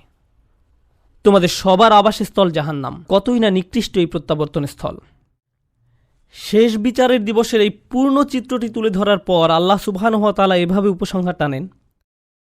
আমিও এই আয়াত দিয়ে আজকের আলোচনা সমাপ্তি টানব এবং নিজেদের বারবার মনে করিয়ে দিব যে সেই নিম্নমুখী পথটি অনুসরণ করা যাবে না, এবং আমাদের অন্তরে যেটুকু ক্ষুদ্র আলো এখনও পর্যন্ত বর্তমান আছে তা কিভাবে দিন দিন আরও শক্তিশালী করব। আল্লাহ নিজেই বলেন, আলাম ইয়ানিল্লাযীনা আমানু আন তাখশা কুলুবুহুম লিযিকরিল্লাহ, অর্থাৎ যারা মুমিন তাদের জন্য কি আল্লাহর স্মরণে এবং যে সত্য অবতীর্ণ হয়েছে তার কারণে হৃদয় বিগলিত হওয়ার সময় আসেনি? সত্যিকার অর্থে আল্লাহকে স্মরণ করলে অন্তর নরম হবে। আপনার অন্তর যত বেশি আল্লাহকে স্মরণ করবে, কারণ আল্লাহ নূরুস সামাওয়াতি ওয়াল আরদ, আল্লাহ নবমণ্ডল এবং ভূমণ্ডলের নূর। আল্লাহকে আমরা যত বেশি স্মরণ করব তত বেশি আমাদের অন্তরে নূর ধারণ করতে পারব। তাই তিনি বলছেন আল্লাহকে স্মরণ করো। এরপর তিনি বলেন কিভাবে তুমি আল্লাহকে স্মরণ করবে। আরবিতে এটাকে আতফে বায়ান বলা হয়। ওমা নাযালা মিনাল হক, যে সত্য অবতীর্ণ হয়েছে তার কারণে হৃদয় বিগলিত হওয়া উচিত। ওহির কারণে, কোরআনের কারণে। কোরআন নিয়ে গভীর চিন্তা করুন, কোরআনের মাধ্যমে আল্লাহকে স্মরণ করুন। যখন কোরআনের আয়াত তেলাওয়াত করবেন তখন কান্নাকাটি করুন। আল্লাহ যে উপহারটি আপনাকে দান করেছেন আপনার জীবনে, তার অর্থ কি তা নিয়ে চিন্তা করুন। কোরআনেই শুধু আল্লাহকে জ্যোতি হিসাবে উল্লেখ করা হয়নি, কোরআনকেও জ্যোতি হিসাবে উল্লেখ করা হয়েছে। ফাআমিনু বিল্লাহি ওয়া রাসূলিহি ওয়া নূরিল্লাযী আনজালনা। কোরআনে শুধু আল্লাহকে জ্যোতি হিসাবে উল্লেখ করা হয়নি, কোরআনকেও জ্যোতি হিসাবে উল্লেখ করা হয়েছে। সরাসরি কোরআনকে নূর বা জ্যোতি বলা হয়েছে। অতএব তোমরা আল্লাহ, তার রসুল এবং অবতীর্ণ নূরের প্রতি বিশ্বাস স্থাপন করো। আপনার নিজের ব্যক্তিগত উন্নতির জন্য কোরআনের সাথে যে সময় ব্যয় করেন, যখন আমরা বসে কোরআন পড়ব, গভীরভাবে ভাবব যে আমাদের প্রভু আমাদের কি বলছেন, তাহলে এই অনুশীলন আমাদের হৃদয়কে আলোকিত করে তুলবে। আর আমাদের জীবনে এই আলোর চেয়ে দামি কোনো সম্পদের অস্তিত্ব নেই। আমরা এখন এর মূল্য বুঝতে পারছি না, কিন্তু সেদিন এর মূল্য বোঝা যাবে যেদিন আমাদের চারপাশ গহীন অন্ধকারে নিমজ্জিত থাকবে। আমাদের বক্ষ এবং ডান হাত থেকে নির্গত আলো ছাড়া আর কোনো আলো থাকবে না, কোনো আলো থাকবে না। ولا يكونوا كالذين أوتوا الكتاب من قبل فطال عليهم الأمد فقست قلوبهم وكثير منهم فاسقون। তারা তাদের মতো যেন না হয় যাদেরকে পূর্বে কিতাব দেয়া হয়েছিল, তাদের উপর সুদীর্ঘকাল অতিক্রান্ত হয়েছে, তাদের অন্তঃকরণ কঠিন হয়ে গেছে। তাদের নিকট কিতাব ছিল কিন্তু তারা এর কোনো মূল্য দেয়নি। এটা সম্ভব যে কোনো জাতির নিকট আল্লাহর কিতাব থাকতে পারে। আমাদের পূর্বে বিভিন্ন জাতির নিকট কিতাব ছিল, তাওরাত ছিল, ইনজিল ছিল, তাদের নিকট অনেক কিতাব ছিল, তারা সেটা থেকে কোনো উপকার গ্রহণ করেনি। লাম ইয়ান্তাফিউ মিনহা, তারা ওই বইগুলো থেকে কোনো উপকার নেয়নি। ওই কিতাবগুলো দিয়ে তাদের অন্তর আলোকিত করার কোনো চেষ্টা করেনি। হয়তো তারা ভুল উদ্দেশ্যে ওই বইগুলো ব্যবহার করেছিল, হতে পারে আনুষ্ঠানিকতা পালনের উদ্দেশ্যে করেছিল, হয়তো তারা মাঝে মধ্যে শুধু তিলাওয়াত করে আনন্দ নিত। আল্লাহর কিতাবকে তারা এমন বিষয়ে পরিণত করেছিল। কোরআনও আজ আমাদের নিকটে এমন হয়ে গেছে। শুধু বিয়ে শাদী অনুষ্ঠানে এটা তেলাওয়াত করি, আমাদের অন্তর বিগলিত করার জন্য আজ আমরা কোরআন অধ্যয়ন করি না। এটা ইতিহাসের এক নির্মম ট্র্যাজেডি যে মানুষ আল্লাহর কিতাব থেকে উপকৃত হয় না, অথচ যা এসেছিল মানুষের অন্তরকে কোমল করে কিয়ামতের দিন আল্লাহর সামনে দণ্ডায়মান হওয়ার জন্য প্রস্তুত করতে। আর তাই এটা এখন আপনার আমার দায়িত্ব। এজন্যই বলা হয়েছে ওয়ালা ইয়াকুনু কাল্লাযীনা উতুল কিতাবা মিন ক্বাবল ফাতালা আলাইহিমুল আমাদ ফাকাসাত কুলুবুহুম, তাদের অন্তঃকরণ কঠিন হয়ে গেছে। যখন তাদের অন্তর কঠিন হয়ে পড়ে তখন সেখানে কোনো আলো ঢুকতে পারে না। কিয়ামতের দিন সে অন্তর আপনার কোনো উপকার করবে না। ওয়া কাসীরুম মিনহুম ফাসিকুন, তাদের অধিকাংশই পাপাচারী। আল্লাহ আযজা ওয়া জাল্লা এই কয়েকটি আয়াতে একজন বিশ্বাসীর জীবনের অন্যতম গুরুত্বপূর্ণ একটি চিত্র তুলে ধরেছেন। আজকে আমি আপনি যে ঈমান ধারণ করি সেটা ধ্রুব নয়। আমাদের অন্তরে যে ঈমানের জ্যোতি দেওয়া হয়েছে সেটা আজীবন থাকবে এমন কোনো গ্যারান্টি নেই। আজকে আমার ঈমান আছে বলেই আমি নিরাপদ, সেটা ভাবার কোনো অবকাশ নেই। কেউ আমাদের মুসলিম মনে করে সালাম দেয় আর আমরাও জবাবে ওয়ালাইকুম আসসালাম বলি, ফলে আমরা মনে করি যে আমরা সবাই মুসলিম, আমাদের সবার অন্তরে আলো আছে। কিন্তু এই আয়াতগুলোর মতে কিছু মানুষ কিয়ামতের দিন জেগে উঠে হতচকিত হয়ে পড়বে, কিছু মানুষ কিয়ামতের দিন জেগে উঠে অবাক হয়ে যাবে। সে বলবে, আমি মনে করেছিলাম আমি তোমাদের সাথে, কিন্তু সে তার সাথে নয়। তাই ভালো হয় আমরা যদি এখনই বুঝতে পারি এটা স্বয়ংক্রিয় নয়, এটার গ্যারান্টি নেই। আপনাকে ব্যক্তিগতভাবে এর জন্য প্রচেষ্টা চালাতে হবে, আমাকে ব্যক্তিগতভাবে এর জন্য প্রচেষ্টা চালাতে হবে। বিচার দিবসে আপনার ঈমান যেমন আপনাকে সাহায্য করবে না, তেমনি আমার ঈমানও আপনাকে সাহায্য করবে না। আমরা সবাই নিজ নিজ চিন্তায় অস্থির থাকব, নিজেদের আলোর জন্য চিন্তা করব। ইরজিউ ওয়ারাআকুম ফালতামিসু নূরা, তোমরা পিছনে ফিরে যাও এবং আলোর খোঁজ করো। এখন আমরা একে অন্যের সাহায্য করতে পারি, এখন আমরা একে অন্যের ঈমান শক্তিশালী করার ক্ষেত্রে ভূমিকা রাখতে পারি, কিন্তু সেদিন আল্লাহর সাহায্য ছাড়া আর কোনো সাহায্য থাকবে না। আল্লাহ আযজা ওয়া জাল্লা আমাদেরকে তাদের অন্তর্ভুক্ত করুন যারা তাদের আলো সংরক্ষণ করবে। আল্লাহ আযজা ওয়া জাল্লা আমাদেরকে তাদের অন্তর্ভুক্ত করুন যারা দেয়ালের ক্ষতিকর পাশে থাকবে না। আল্লাহ আযজা ওয়া জাল্লা আমাদের নিজেদের এবং আমাদের প্রিয় মানুষদের মুনাফিকি থেকে রক্ষা করুন। আল্লাহ আমাদের অন্তরকে কঠিন হওয়া থেকে রক্ষা করুন। আল্লাহর স্মরণে এবং কোরআনের বাণীতে অন্তরকে আর্দ্র, নমনীয় এবং জ্যোতির্ময় করে দিন। বারাকাল্লাহু লি ওয়া লাকুম। আসসালামু আলাইকুম ওয়া রাহমাতুল্লাহ। এই আয়াতটি ভালোভাবে বুঝতে হলে আমাদেরকে আরো দুইটি বিষয় জেনে নিতে হবে। প্রথমটি হচ্ছে ইবাদা। আমি এই ব্যাপারে খুব সংক্ষেপে বলবো, কেননা এই সম্পর্কে অন্যান্য জায়গায় অনেকবার বলেছি। এখানে সংক্ষেপে আগেরগুলোই মনে করিয়ে দিচ্ছি। ইবাদতের ভেতরের বিষয়গুলো বুঝতে হলে আমাদেরকে যেই ধারণাগুলো পরিষ্কার রাখতে হবে, ইবনে তাইমিয়া এই ব্যাপারে 5টি বিষয়ের কথা উল্লেখ করেছেন। আমি মনে করি এটি একটি চমৎকার সংজ্ঞা। আল্লাহর বান্দা হতে হলে, আল্লাহর গোলাম হতে হলে আপনাকে 5টি শর্ত পূরণ করতে হবে। আল্লাহর দাসত্ব কবুল করতে, ইতাআত, দাসত্ব পুরোপুরি মেনে নিতে হবে। যদি এমন হয় যে আপনাকে আল্লাহর দাসত্ব মেনে নিতে হচ্ছে, সাথে অন্য কোনো কিছুর দাসত্ব মেনে নিতে হচ্ছে, তাহলে আল্লাহর দাসত্ব আপনাকে প্রথমে কবুল করতে হবে। আপনি আল্লাহর সৃষ্ট কোনো কিছুর কথা মেনে নিতে পারবেন যদি আপনি একই সাথে আল্লাহর দাসত্ব মেনে নেন। অন্যভাবে বললে, আপনি যদি আল্লাহর কোনো সৃষ্টির কথা মেনে নেন কিন্তু একই সময় আল্লাহর অবাধ্যতা করেন, তাহলে আপনি আর আল্লাহর বান্দা হিসেবে গণ্য হবেন না, কারণ আপনি ইতোমধ্যে শিরক করে ফেলেছেন। লা তাআতা লি মাখলুকিন ফি মাসিয়াতিল খালক। স্রষ্টার অবাধ্যতা হয় এমন কোনো ক্ষেত্রে সৃষ্টির আনুগত্য করা হয় না, এটা হতে পারে না। গোলাম হিসেবে এটা করা যাবে না। তো প্রথম বিষয়টি হচ্ছে ইতাআত। দ্বিতীয় বিষয়টি হচ্ছে ভালোবাসা, হুব। আমাদের অন্য সকল কিছু থেকে বেশি আল্লাহকে ভালোবাসতে হবে। ওয়াল্লাযীনা আমানু আশাদ্দু হুব্বাল লিল্লাহ, যারা বিশ্বাস করে তারা আল্লাহর ভালোবাসায় দৃঢ়। একই সূরাতে আল্লাহ বলেন, ওয়ামিনান নাসি মান ইয়াত্তাখিযু মিন দুনিল্লাহি আনদাদাও ওয়া ইউহিব্বুনাহুম কাহুব্বুল্লাহ। মানুষের মধ্যে এমন রয়েছে যারা আল্লাহর সমকক্ষ দাঁড় করায়, তারা তাদের এমনভাবে ভালোবাসে যেভাবে আল্লাহকে ভালোবাসে, কিন্তু যারা বিশ্বাস করে তারা আল্লাহর ভালোবাসায় দৃঢ় থাকে। অন্যভাবে বললে, আমাদের ভালোবাসা আছে আমাদের পিতামাতার প্রতি, ভাই বন্ধু, সন্তান সন্ততি, জীবন সঙ্গী, ধন সম্পদ ইত্যাদি সকল কিছুর প্রতি, কিন্তু এগুলো কোনোটাই আল্লাহর ভালোবাসার ঊর্ধ্বে নয়। সকল ভালোবাসাই থাকে আল্লাহর প্রতি ভালোবাসার অধীন। আর আল্লাহকে ভালোবাসার পর আসে তার বার্তাবাহকের প্রতি ভালোবাসা, সাল্লাল্লাহু আলাইহি ওয়াসাল্লাম। দ্বিতীয় বিষয়টি ছিল ভালোবাসা। তো এখন পর্যন্ত আমরা দুইটি বিষয় নিয়ে আলোচনা করেছি, দাসত্ব স্বীকার ও ভালোবাসার প্রকাশ। তৃতীয়টি হচ্ছে তাওয়াক্কুল। সৃষ্টিকর্তার উপর আমাদের ভরসা রাখতে হবে। নিজেকে যখন আমি তার দাস হিসেবে স্বীকার করে নিয়েছি এবং তাকে যখন স্রষ্টা হিসেবে কবুল করে নিয়েছি, তখন তিনি যাই আদেশ নির্দেশ আমার প্রতি করুক না কেন, ভরসা রাখতে হবে যে সে সকলগুলো অবশ্যই আমার জন্য উত্তম। যে অবস্থাতেই তিনি আমাকে নিপতিত করুন না কেন, তার উপর ভরসা রাখতে হবে। ভরসা রাখতে হবে যে যদি আমি তার কথা মেনে নেই, তাহলে তার কোনো আদেশ আর আমার জন্য যত কঠিন হোক না কেন, সেটাই উত্তম পন্থা। ইউরিদুল্লাহু আন ইউখাফফিফা আনকুম, আল্লাহ তোমাদের জীবন সহজ করতে চান, তোমাদের বোঝা হালকা করতে চান। আমরা ভাবি যে আল্লাহর কথা মেনে নিলে জীবন কঠিন হবে, আর তার অবাধ্য হলে জীবন সহজ হয়। আমাদের অনেক সময় এমন হয় যে আমরা চিন্তা করি, আহা, সবকিছুই শুধু হারাম, এত কঠিন, ইসলাম খুবই কঠিন। আল্লাহ বলছেন, না, আমি আসলে তোমাদের ইসলাম দিয়েছি যাতে তোমাদের জীবন সহজ হয়। আর আমাদের অবশ্যই বিশ্বাস করতে হবে যে এটা সত্য। আল্লাহর উপর আমাদের ভরসা রাখতে হবে, তাওয়াক্কুল থাকতে হবে। তো আমাদের হলো দাসত্ব, ভালোবাসা এবং ভরসা। চতুর্থ বিষয়টি হচ্ছে আন্তরিকতা বা অকৃত্রিমতা। যখন আমরা কোনো কিছু করি, বিশেষ করে সেটা যদি ইবাদতের বিষয় হয়, আমাদের সেটা শুধুমাত্র আল্লাহর জন্যই করতে হবে। আপনি আল্লাহর সাথে অন্য কোনো বিষয় একত্র করতে পারবেন না।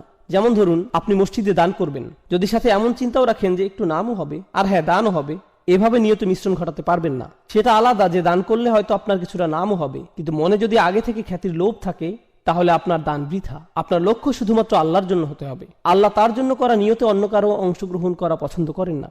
বিন্দু পরিমাণও না। আর তিনি আমাদের থেকে যা চান, ইন্না সলাতি ওয়া নুসুকি ওয়া মাহইয়ায়া ওয়া মামাতি লিল্লাহি রব্বিল আলামিন, এই আন্তরিকতার ব্যাপারে আগের সূরাতে আলোচনা হয়েছে। ফাসাল্লি লিরাব্বিক, তোমার রবের প্রতি আন্তরিকতার সাথে সালাত আদায় করো। আল্লাহর জন্য কোনো কিছু করার ক্ষেত্রে আমাদের নিয়তকে পরিশুদ্ধ করতে হবে।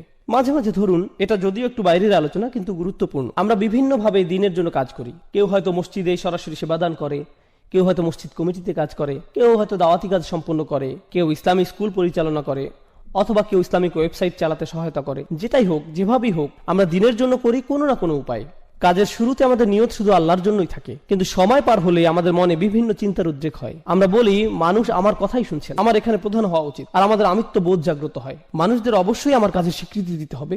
এখন তো কেউ আমার প্রশংসাই করছে না, লোকজন আমার মতের মূল্যায়নই করছে না, আর এতদিন যা কিছু করেছি কিছুই আমলে নিচ্ছে না। এখন বলুন, আমাদের এই কাজ আল্লাহর জন্য নাকি মানুষের স্বীকৃতির জন্য? আর এভাবে আমাদের মনে যা ঘটে সেগুলো কেউই তেমন ভাবে লক্ষ্য করে না, অথচ সময়ের সাথে এভাবেই নিয়ত পরিবর্তিত হতে থাকে। আপনি সততার সাথে আল্লাহর জন্য শুরু করেন হয়তো, কিন্তু সময়ের সাথে আন্তরিকতায় ভাটা পড়ে। আমাদের অবশ্যই ইখলাস বজায় রাখতে হবে, সেই আন্তরিকতা ধরে রাখতে হবে। এখন সর্বশেষ ও সর্বাধিক গুরুত্বপূর্ণ বিষয়টি, যা ইবাদতের সাথে জড়িত, আমরা ইতিমধ্যে 4টি বিষয় নিয়ে আলোচনা করেছি, পঞ্চম বিষয়টি বাকি আছে। সহজ ভাষায় আমি এটাকে বলি দাসত্বের শর্ত। লক্ষ্য করবেন, যখন আপনি কোনো চাকরিতে যোগদান করেন, আপনার কোম্পানি ও আপনার মধ্যে একটা চুক্তি সম্পন্ন হয়। চুক্তিতে বলা থাকে আপনি কোম্পানির জন্য কি কি করবেন এবং কোম্পানি আপনার জন্য কি কি করবে। একইভাবে স্বামী স্ত্রীর মধ্যেও চুক্তিনামা থাকে, আমি তোমার জন্য এগুলো এগুলো করব, তুমি আমার জন্য এগুলো এগুলো করবে। চুক্তিনামা, শর্তের আদান প্রদান। একইভাবে সন্তান এবং মা বাবার মধ্যে অধিকারের বিষয় থাকে, এগুলো আমাদের অধিকার, এগুলো তোমাদের অধিকার। এখানেও আদান প্রদান হচ্ছে, পরস্পর বোঝাপড়া এখানেও দেখা যাচ্ছে।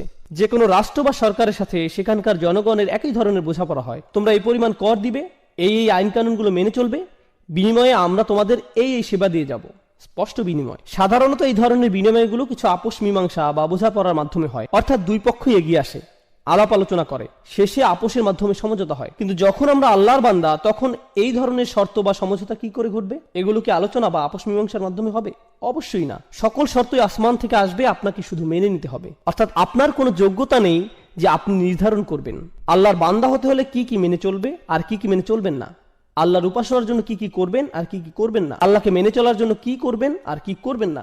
আপনি নিজে কখনোই নিজের জন্য এগুলো নির্ধারণ করতে পারেন না। এই ব্যাপারে সকল শর্ত, সকল কর্তৃত্ব শুধুই আল্লাহর। আর শুধুমাত্র এভাবেই আপনি আল্লাহর বান্দা হতে পারেন যে এসব শর্তে, এই চুক্তিতে আপনার সামান্যতম অংশও নেই। সকল শর্তই আল্লাহর, কর্তৃত্ব শুধুই আল্লাহর। এবার আসুন, কাফিররাও আল্লাহকে ডাকে, তারাও তাওয়াফ করে, সিজদাও করে, আল্লাহর নাম তারাও ভালোভাবেই স্মরণ করে, প্রায় সবকিছুই করে। কিন্তু সেই শর্তগুলো, সেই চুক্তিনামা, তারা যেটাকে আল্লাহর দাসত্ব বলে, যেটাকে তারা আল্লাহতে বিশ্বাস বলে, সেই বিশ্বাস, দাসত্বের চুক্তিনামা তারা নিজেরাই বানিয়ে নেয়। কিন্তু আল্লাহ বলছেন, তোমরা যদি নিজেদের মন মতো এই শর্তসমূহ বানিয়ে নাও, সেটা গ্রহণযোগ্য না। এগুলো শুধু তখনই গ্রহণ করা হবে যদি তা কেবল আমার পক্ষ থেকেই আসে। আর সেই শর্তসমূহ যা তার থেকে আসে, সেগুলো মূলত তাই যা নবী রাসূলগণ নিয়ে আসেন। তাই এসব শর্তাবলী, এগুলো খুবই গুরুত্বপূর্ণ। আপনাকে একদিন কেউ বলল, জানো, আমি সৃষ্টিকর্তাকে খুবই ভালোবাসি, আমি প্রায়ই তার উপাসনা করি, প্রার্থনা করি। আসলে আপনি করেন না। আপনি করেন না, কেননা আপনি যদি সৃষ্টিকর্তার প্রার্থনা করেন নিজের মন মতো করে, তাহলে কিভাবে আপনি তার গোলাম হবেন? যখন আপনি সৃষ্টিকর্তার প্রার্থনা করবেন এমন ভাবে, ঠিক যেমন ভাবে তিনি আপনার নিকট আশা করেন, এটাকে সৃষ্টিকর্তার সঠিক উপাসনা বলা যায়। শর্তগুলোর সংজ্ঞা কেবল আল্লাহর পক্ষ থেকেই আসতে পারে। আল্লাহতে বিশ্বাসের অর্থ আসলে কি কি? আল্লাহকে মেনে চলার অর্থ কি? আল্লাহর ইবাদত করার অর্থটাই বাকি। এটি হলো প্রাথমিক আলোচনা। দাসত্বের শর্তসমূহ দুইটি বিষয়। আমি চাই আপনারা ইবাদত শব্দটার আসলে আরবিতে কি বোঝায় সেটা আগে জেনে নিন। কিংবা বলা যায় উবুদিয়্যা শব্দটি, যেটি মূলত মাজদার ব্যাকরণ অনুযায়ী, এটি মূলত দুটি বিষয়ের সমন্বয়। এখন আমি যদি শুধুমাত্র যে কোনো একটি আপনাদের সামনে প্রকাশ করি, তাহলে মূল অর্থটি অসম্পূর্ণ থেকে যাবে। মূলত এটি ক্লাসিক্যাল আরবির সামনে ইংরেজি ভাষার একটা সীমাবদ্ধতা। ক্লাসিক্যাল আরবি ভাষা একই সময় বিভিন্ন বৈশিষ্ট্যের প্রকাশ ঘটায়। এখন আমরা যদি কোনো বিষয়ের ক্ষেত্রে পুরোপুরিভাবে অর্থের প্রকাশ না ঘটাই, বাক্যের আংশিক প্রকাশ আমাদের মনে গন্ডগোল বাঁধাতে পারে। তো দুইটি পরিভাষা যা ইবাদত শব্দটির সকল বৈশিষ্ট্য ও গুণাগুণ পরিপূর্ণরূপে প্রকাশ করে, সে দুইটি হলো প্রার্থনা ও দাসত্ব। হ্যাঁ, এই দুটির সমন্বয়, প্রার্থনা ও দাসত্ব। আমরা সাধারণত যে কোনো একটি গ্রহণ করে থাকি, কিন্তু ইংরেজিতে দুইটি সম্পূর্ণ আলাদা শব্দ, যা ক্লাসিক্যাল আরবিতে একটি শব্দে প্রকাশ পায়, ইবাদাহ এবং উবুদিয়্যা। তাই যখন আল্লাহ রাসূল সাল্লাল্লাহু আলাইহি ওয়াসাল্লাম বলেন লা আ'বুদু মা তা'বুদুন, এর মানে শুধুমাত্র এই না যে আমি প্রার্থনা করব না, বরং এর মানে এও দাঁড়ায় যে আমি দাসত্ব স্বীকার করব না, আমাকে তোমরা গোলাম বানাতে পারবে না। খুব সংক্ষেপে আমি আপনাদের প্রার্থনা এবং উপাসনা করা এবং দাসত্বের মধ্যকার যে পার্থক্য সেটি দেখিয়ে দিতে চাই। যখন মাগরিব আসলো, আমরা আল্লাহ তাআলাকে স্মরণ করছি, প্রার্থনা করছি। যখন এশার সালাতের সময় আসবে, আমরা আল্লাহর প্রার্থনা করব। কিন্তু এই দুই নামাজের মাঝখানে সময় আমরা কি করি? এই দুই নামাজের মাঝখানে যখন আমরা ছিলাম, এই দুই নামাজের মাঝখানে আমরা ছিলাম আল্লাহর দাস।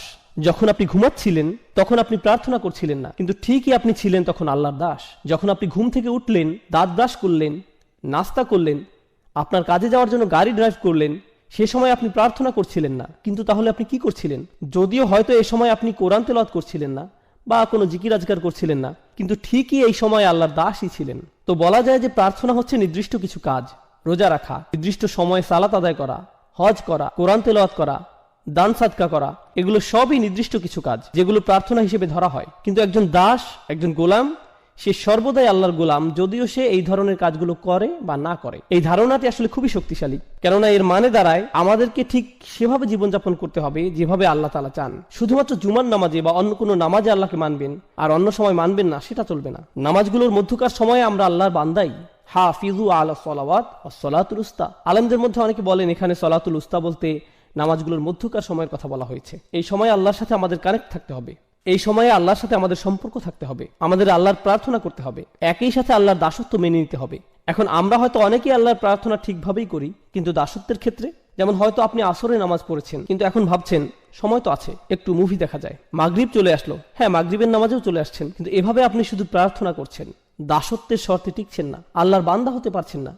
কার হয়তো একটি মদের দোকান আছে কিন্তু সে 5 ওয়াক্ত নামাজ পড়ছে মসজিদে গিয়ে। তো এখান থেকে সহজে বোঝা যায় যে সে আল্লাহর প্রার্থনা সঠিকভাবে করছে কিন্তু আল্লাহকে মানছে না, কোনোভাবেই সে আল্লাহর বান্দা নয়। তাই সমস্যা হয়ে যায় আমাদের এই ইংরেজি অনুবাদগুলোর কারণে। এই অনুবাদগুলো দেখে আমাদের মনে হয় যাক, অন্তত পক্ষে আল্লাহর প্রার্থনা তো সঠিকভাবে করছি, আমার কাজ তো হয়ে গেল। না না, আপনি আল্লাহর প্রার্থনা করছেন কিন্তু আপনি আল্লাহর বান্দা নন। প্রার্থনা করা হচ্ছে একটি অংশ, দাসত্ব হচ্ছে অপর অংশ, এবং ইবাদা এই দুইটি অংশ নিয়ে গঠিত, শুধু একটিতে হবার নয়। এখন আরবদের ব্যাপারটি লক্ষ্য করুন। আরবদের দুটি সমস্যা ছিল। প্রথমটি হচ্ছে তারা আল্লাহর প্রার্থনায় বিমুখ ছিল, তবে এর চাইতে বড় সমস্যা তারা আল্লাহর দাসত্ব মেনে নিতে রাজি ছিল না। এই সূরাটি এই দুইটি সমস্যা নিয়ে আলোচনা করছে। আমাদের এই সমস্যা দুটি স্পষ্টভাবে চিহ্নিত করে নিতে হবে। যখন তারা আল্লাহর সামনে মাথা নত করতে এবং অন্য সকল উপাস্য থেকে মুখ ফিরিয়ে নিতে অস্বীকার করে, তখন সেটা তাদের কোন সমস্যা? প্রার্থনাগত সমস্যা নাকি দাসত্বের সমস্যা? অবশ্যই এটি তাদের প্রার্থনাগত একটি সমস্যা। কিন্তু যখন তারা ইয়াতিমদের দূরে ঠেলে দেয়, যখন তারা নারী শিশুদের হত্যা করতে বিরত থাকে না, যখন তারা গরিব দুঃখীদের দিকে ফিরেও তাকায় না, যখন তারা ন্যায় বিচার থেকে নিজেদের দূরে সরিয়ে নেয়, যখন তারা বিনা অপরাধে মানুষ হত্যা করে, যখন তারা কৃতদাসদের উপর অমানবিক অত্যাচার করে, তখন তারা আসলে কিসের সাক্ষ্যদান করে? তারা মূলত আল্লাহর দাসত্বকে প্রত্যাখ্যান করে। আল্লাহর বান্দার ন্যায় জীবনযাপন তারা কোনো আগ্রহ দেখায় না। আপনি আল্লাহর বান্দা মানে আপনি আল্লাহর উপাসনা করেন এবং তার সাথে তার দাসের ন্যায় জীবনযাপন করেন, দুইটি বিষয়। এখন আয়াতটি আমরা ভালোভাবে বুঝবো। লা আ'বুদু মা তা'বুদুন, এখানে লা আ'বুদু অর্থাৎ আমি দাসত্ব করব না এবং আমি প্রার্থনা করব না, যার ইবাদত তোমরা করছো। আমাদের বুঝতে হবে এই আয়াতে আল্লাহ রসুলকে বলা হয়েছে কাফিররা কিসের প্রার্থনা করত আর তারা কার দাসত্ব করত সে ব্যাপারে কথা বলতে। তো তারা কিসের প্রার্থনা করত এবং তারা কার দাস ছিল বলে মনে করেন? তারা বিভিন্ন মূর্তির, নিজেদের বানানো মেয়েকে ঈশ্বরের উপাসনা করত এবং তারা নিজেদের লোভ লালসার দাস ছিল। দুইটি বিষয়, তারা মূর্তিগুলোর পূজা করত এবং নিজেদের শাহাওয়াত, লোভ লালসার গোলাম হয়ে গিয়েছিল, নিজের নফসের পূজারী। আল্লাহ রসুল তাদেরকে বলছেন আমি তোমাদের এসব মূর্তি প্রার্থনাকে প্রত্যাখ্যান করি এবং নিজের নফসের দাসত্বকেও অগ্রাহ্য করি। এই দুইটা বিষয়কেই আমি প্রত্যাখ্যান করলাম, আমি কখনো এগুলো মেনে নিব না। এই কাফিরদের চিন্তা ছিল অনেক দিন ধরে এই ঝামেলা চলছে, প্রায় 1 দশক হয়ে যাচ্ছে, আর তো ভালো লাগছে না ব্যাপারটা, কিছু একটা করা উচিত। মক্কার পরিবেশও কেমন থমথমে, মুসলিম আর কাফিরদের মধ্যে এই মারামারি কাটাকাটি আর সহ্য করা যায় না, চলো কিছুটা ছাড় দিয়ে দেখি। তাদের চিন্তা ছিল যে সমাজে এখন কিছুটা শান্তি ঐক্যের প্রয়োজন, এতে করে মক্কার পরিবেশ কিছুটা শিথিল হবে, আমাদের ভবিষ্যতের জন্য ভালো হবে। লা আ'বুদু, বেশিরভাগ ব্যাকরণবিদের মত অনুযায়ী এই আয়াতে মুদারিতে লা শব্দটির কারণে বর্তমানের চাইতে ভবিষ্যতের কথা এখানে অধিক বোঝানো হয়েছে। অর্থাৎ রাসূলুল্লাহ বলছেন তোমরা আশা করে কোনো লাভ নেই, আমি কখনোই তোমাদের আশা অনুযায়ী কাজ করব না। তোমরা যদি মনে করো ভবিষ্যতে তোমাদের হয়তো সুযোগ আছে, সময় গেলে পরিস্থিতি পাল্টাবে, আমি কখনোই এসবের প্রার্থনা করব না। এবং তোমরা যা কিছুর উপাসনা করছো এবং দাসত্ব মেনে নিয়েছো সেসবের দাসত্ব আমি কখনোই কবুল করব না, এমন কখনোই হবে না। তোমাদের মাথা থেকে এই চিন্তা দূর করে ফেলতে পারো। চলুন আমরা পরের আয়াতে যাই। ওয়ালা আনতুম আবিদুনা মা আ'বুদ, আর হ্যাঁ তোমরা কখনোই প্রার্থনাকারী তো ছিলে না, না তোমরা কখনো দাসত্ব স্বীকার করেছিলে। এখন আবিদুন শব্দটা একটা ইসম, অর্থাৎ এটি একটা বিশেষ্য। তার মানে এখানে বোঝানো হচ্ছে তোমরা অতীতে কখনোই এবং বর্তমানেও না আর ভবিষ্যতেও তোমরা কখনো কোনোভাবেই আমি যে সৃষ্টিকর্তার উপাসনা করি তার উপাসনা করবে, বা যে সৃষ্টিকর্তার দাসত্ব আমি করি তার দাসত্ব মেনে নিবে। এটা অতীতে আগে কখনোই হয়নি এবং ভবিষ্যতেও কখনো হওয়ার কোনো সুযোগ নেই। তার মানে বোঝা যাচ্ছে যে এটা শতভাগ নিশ্চিত তারা চিরন্তনভাবে এই কুফরির উপর বিদ্যমান। এখন আপনারা যদি এই আয়াতটি ভালোভাবে বুঝে নিতে চান, কেন আল্লাহ বললেন যে তারা তাদের কুফরির উপরই বিদ্যমান থাকবে, কেন তারা কখনোই মানবে না, কুরাইশদের এই নির্দিষ্ট কিছু নেতাদের কেন আল্লাহ এভাবে অভিশপ্ত করলেন, সেটার উত্তরটি কোরআনের অন্য এক স্থানে আমরা পাই। আল্লাহ বলেন, আম আবরামু আমরান ফা ইন্না মুবরিমুন। খুবই গুরুত্বপূর্ণ একটি আয়াত। এই আয়াতটি বোঝার জন্য আপনাদের খুবই গুরুত্বপূর্ণ একটা শব্দ সম্পর্কে ধারণা নিতে হবে। আরবি শব্দটি হচ্ছে ইব্রম। ইব্রম এই শব্দের অর্থ হয় কোন স্থাপনার জন্য দড়ি বাঁধা। আপনারা নিশ্চয়ই জানেন, আগেরকার দিনে আমাদের কাছে সিমেন্ট ছিল না, সিমেন্ট বলতে কিছুই ছিল না। তো এখন আপনার কাছে 2 টুকরো কাঠ আছে, আপনি সেগুলো কিভাবে জোড়া লাগাবেন? বেঁধে নেওয়া ছাড়া আর কোনো উপায় নেই। আপনি কোনো দুর্বল বা পাতলা কোনো দড়ি অবশ্যই নেবেন না, আপনি দ্বিগুণ মোটা করে একটি দড়ি নিতে হবে, সেটা ঘুরিয়ে পেঁচিয়ে শক্ত করে নিতে হবে। আর সেটা কেবল একবার বাঁধলেই হবে না, একের অধিক গিট দিতে হবে। অর্থাৎ প্রক্রিয়াটি প্রত্যেক ধাপেই দ্বিগুণ, দ্বিগুণ, ত্রিগুণ এভাবে করে করে পদক্ষেপ নেওয়া হচ্ছে, যাতে নিশ্চিত থাকা যায় যে দড়িটি কখনোই ছিঁড়বে না। আর আল্লাহ তাআলা এখানেই এই শব্দটি ব্যবহার করছেন কাফেররা তাদের কুফরের উপর স্থির থাকতে ঠিক কতটা প্রতিজ্ঞাবদ্ধ সেটা বোঝাতে। আম আবরামু আমরন, তারা কি তাদের এই সিদ্ধান্তের ক্ষেত্রে দড়িতে গিট লাগার ন্যায় প্রতিজ্ঞাবদ্ধ হয়ে গিয়েছে? তারা কি তাদের সিদ্ধান্তে এতটাই দৃঢ় যে তারা কখনোই আর ফেরত আসতে চায় না?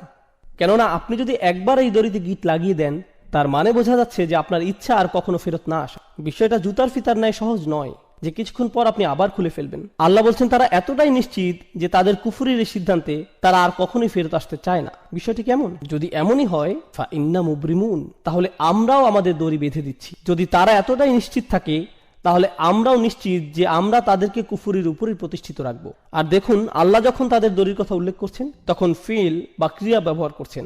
আবরামু ফাইলে মাদি বা অতীতকালের ক্রিয়া। কিন্তু আল্লাহ যখন নিজের দড়ির কথা বলছেন, তখন তিনি বিশেষ্যর ব্যবহার করছেন। আপনারা জানেন এমন ক্ষেত্রে ক্রিয়া এবং বিশেষ্যের মধ্যে তফাৎ কেমন হয়? ক্রিয়া ক্ষণস্থায়ী, কিন্তু বিশেষ্য চিরস্থায়ী। অর্থাৎ তারা আজ যতই নিশ্চিত থাকুক যে তারা সেই দড়ির গিট খুলবেই না এবং ঈমান আনবে না, বিচার দিবসে যখন তারা নিজেদের কর্মফলের সম্মুখীন হবে, আপনারা জানেন কি হবে, তাই না? রুবামা ইয়াউদ্দুল্লাযীনা কাফারু লাউ কানু মুসলিমিন। হয়তো অবিশ্বাসীরা চাইবে সেদিন মুসলিম হতে, তারা চাইবে তাদের সেই গিট, সেই দড়ি যাতে কোনো মতে একটু খোলা হয়, কিন্তু অনেক দেরি হয়ে গেছে, অনেক সময় চলে গিয়েছে। তাই আল্লাহ বলছেন ফা ইন্না মুবরিমুন, আমার বাঁধন তো চিরদিনের জন্য। বিশেষের ব্যবহার হয়েছে এখানে, অর্থাৎ সমাপ্তি ঘটে গেছে, শেষ। আর কাফিরদের ক্ষেত্রে বলা হচ্ছিল সংশয় আকারে, তারা কি আসলে এভাবে দড়িতে গিট লাগাতে যাচ্ছে? সত্য কি? কিন্তু এখানে কোনো সংশয় নেই, এটাই সত্য। আল্লাহ বলছেন আল কাফিরুন, তাহলেই এটাই হবে। অন্যভাবে বললে, তারা তাদের সিদ্ধান্ত স্থির করে ফেলেছিল, তাই আল্লাহ তাআলাও তার সিদ্ধান্ত নিয়েছেন। অবাক হওয়ার কিছু নেই। তোমরা কখনোই সেই সত্তার প্রার্থনা করনি যার প্রার্থনা আমি করেছি। মনে করো না যে আমার নবুয়তের পূর্বে তোমাদের আর আমার বিশ্বাস একই ছিল। না না না, কখনোই না। ওয়ালা আনতুম আবিদুন, তোমরা কখনোই করনি, কখনোই সঠিকভাবে প্রার্থনা করনি, আগেও কখনো করনি, ভবিষ্যতেও কখনো করবে না। যার দাসত্ব আমি এখন করছি, তোমরা তা মেনে নিবে না। আবুদ এই শব্দটি রাসূলের জন্য বর্তমানকালে ব্যবহৃত হয়েছে। খুবই চমৎকার প্রয়োগ। এই শব্দটি বর্তমানকালে ব্যবহৃত হলে কি বোঝায় জানেন? তিনি তার অতীত বোঝাননি, তিনি শুধুমাত্র তার ভবিষ্যৎ নিয়ে বলেছেন। আর এটি খুবই চমৎকার কেন জানেন? কারণ তিনি কখনোই শিরক করেননি। রাসূলুল্লাহ সাল্লাল্লাহু আলাইহি ওয়াসাল্লাম কখনোই শিরক করেননি, সেটা আমরা জানি। কিন্তু সত্যিকার অর্থেই তিনি আল্লাহর বান্দা তখন হলেন যখন আল্লাহর পক্ষ থেকে তার নিকট ওহী আসা শুরু হলো। তিনি সত্য খুঁজে ফিরছিলেন, সর্বক্ষণ চিন্তায় পেরেশানিতে মগ্ন ছিলেন। ওয়াজাদাকা দাল্লান ফাহাদা, আমরা তোমাকে অন্বেষণ করতে দেখেছি এবং পথ প্রদর্শন করেছি। কিসের পথ দেখানোর কথা বলা হচ্ছে? দাসত্ব কবুলের পথ। হেদায়েত ও দাসত্ব একই পথের পথিক। ইয়াকা না'বুদু ওয়া ইয়াকা নাস্তাঈন, তারপরেই কি আসছে? ইহদিনা, অর্থাৎ হেদায়েত। তো রাসূল সাল্লাল্লাহু আলাইহি সাল্লাম বলছেন, এখন আমি সত্যিকার অর্থে দাসত্ব খুঁজে পেয়েছি। তবে তার মানে এই না যে তোমরা মনে করবে পূর্বে আমি তোমাদের ধর্মবিশ্বাসী ছিলাম। না না, সেটা কখনোই ঘটেনি। তাই তোমাদের এ ব্যাপারে বিভ্রান্ত হওয়া উচিত নয়। আর এখানে খুবই শক্তিশালী শিক্ষা যেটা পাওয়া যায়, সেটা হচ্ছে যদি তোমরা জানো যে আমি কখনোই তোমাদের বিশ্বাস গ্রহণ করব না, এবং আমিও জানি যে তোমরা আমার বিশ্বাস কখনো গ্রহণ করবে না, তার মানে এখান থেকে সহজেই বোঝা যায় যে আমাদের রাস্তা ভিন্ন। তাই বলা যায় এই দুইটি আয়াত এখানে ভবিষ্যৎ নিয়ে আলোচনা করছে। হ্যাঁ, অতীতের তুলনায় এখানে ভবিষ্যতের দিকে ফোকাস করা হচ্ছে। আমি কোনো কিছু ছাড় দিব না এবং তোমরাও কোনো কিছুতেই ছাড় দিবে না বলে মনে হচ্ছে। আল্লাহর উপাসনা তোমরা করবে না এবং তার দাসত্ব তোমরা মানবে না। ওয়ালা আনা আবিদুম মা আবাদতুম।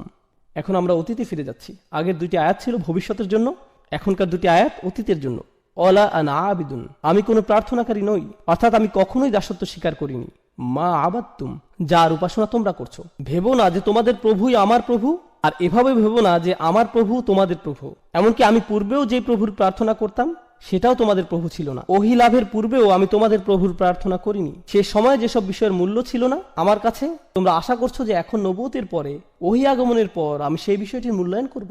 তোমরা চাও যে এখন আমি কিছুটা ছাড় দেই। অতীতেও যেখানে আমি কখনো শিরক করিনি, সেখানে এখন ওহী আসার পর এটা তো অসম্ভব। তো এখানে কোনো সুযোগ নেই যে আমি কিছুটা ছাড় দিই। ওয়ালা আনা আবিদুম মা আবাদতুম, যেটার উপাসনা তোমরা করছো সেটা তো আমি প্রথম থেকেই করিনি, এখন এটিকে অতীতের সাথে মিলিয়ে নিন। ওয়ালা আনতুম আবিদুনা মা আবুদ। এখন এখানে কিছু বিষয় আমাদেরকে স্পষ্ট করে নিতে হবে। পূর্বে রিপিটেশনের কথা আমরা বলেছিলাম। প্রথম ওয়ালা আনতুম আবিদুনা মা আবুদ ছিল ভবিষ্যতের জন্য, কিন্তু দ্বিতীয়বার যখন বলা হলো এটি অতীতের জন্য। একটি ছিল এক বিষয়ে ছাড় দেওয়ার জন্য এবং অপরটি অপর বিষয়ে ছাড় দেওয়ার জন্য। এই আয়াতটি পুনরায় আসার কারণ আমরা ইতিমধ্যে বুঝে নিয়েছি। তৃতীয় আরেকটি উপায় যেভাবে আয়াতটির পুনরাবৃত্তির কারণ বোঝা যায়, যখন আপনি কোথাও যান আর কারো বিরুদ্ধে শত্রুতা পোষণ করেন, আপনি তখন খুবই কঠিন ভাষা ব্যবহার করেন আর কারোর সাথে কঠোর আচরণের জন্য একই ধরনের কিছু কথা বারবার বলার প্রয়োজন হয়। ঘৃণা করি, আমি তোমাকে ঘৃণা করি, মেরে ফেলবো, আমি তোমাকে মেরে ফেলবো, একই কথা পুনরায় বলে আপনি কি বোঝাতে চাচ্ছেন? এখান থেকে আপনার রাগান্বিত অবস্থায় স্পষ্ট হয়। এখান থেকে বোঝা যায়, শুনেছো আমার কথা, বুঝেছো, আমি কোথাও যাচ্ছি না, আজ শেষ করেই ছাড়বো। এভাবে পুনঃ পুনঃ বলা এটি রাসূলের বলার ভঙ্গি। আল্লাহ রাসূলকে শিখিয়ে দিচ্ছেন যে তাদের বুঝিয়ে দাও, ভালোভাবে আলোচনা করে নাও, তারা সঠিক অর্থে যেন বুঝে নেয়। যদি তারা প্রথমবার না বুঝে তাদেরকে আবার বলো। এটি মূলত খুবই কঠিনভাবে বলার একটি মাধ্যম। ওয়ালা আনতুম আবিদুনা মা আবুদ। এখন এখানে মা শব্দটি খুবই গুরুত্বপূর্ণ।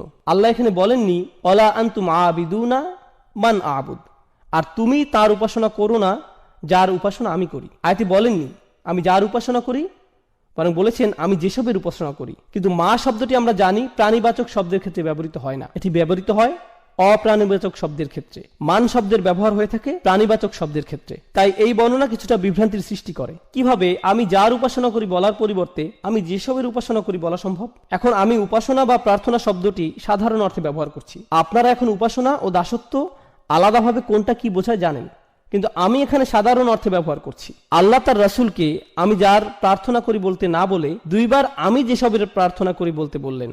এখানে এই মা শব্দটি, যেটি দ্বারা আয়াতে যেসবের অর্থ করা হয়েছে, এটি আরবি ব্যাকরণ অনুযায়ী মা মাসদারিয়া হতে পারে। একভাবে চিন্তা করলে এরূপ ধরা যায়। তাহলে অর্থ হবে যে প্রার্থনা আমি করি, মা আবুদের অর্থ হয় ইবাদাতি আবুদু, অর্থাৎ আমি যেমন প্রার্থনা করি তেমন তোমরা কখনোই করবে না। মা শব্দটি দ্বারা এক হিসাবে এমনটাই বোঝাচ্ছে, যে ধরনের যে প্রকৃতির উপাসনা আমি সৃষ্টিকর্তার করি তোমরা তা কখনোই করবে না। সৃষ্টিকর্তার একজন দাস হওয়া, প্রার্থনাকারী হওয়া, এটি আমার নিকট যে অর্থ বহন করে তা তোমাদের নিকট কখনোই একই অর্থ বহন করে না। তোমাদের আর আমার চিন্তাভাবনা সম্পূর্ণ ভিন্ন। মা শব্দটির এটি একটি ব্যাখ্যা।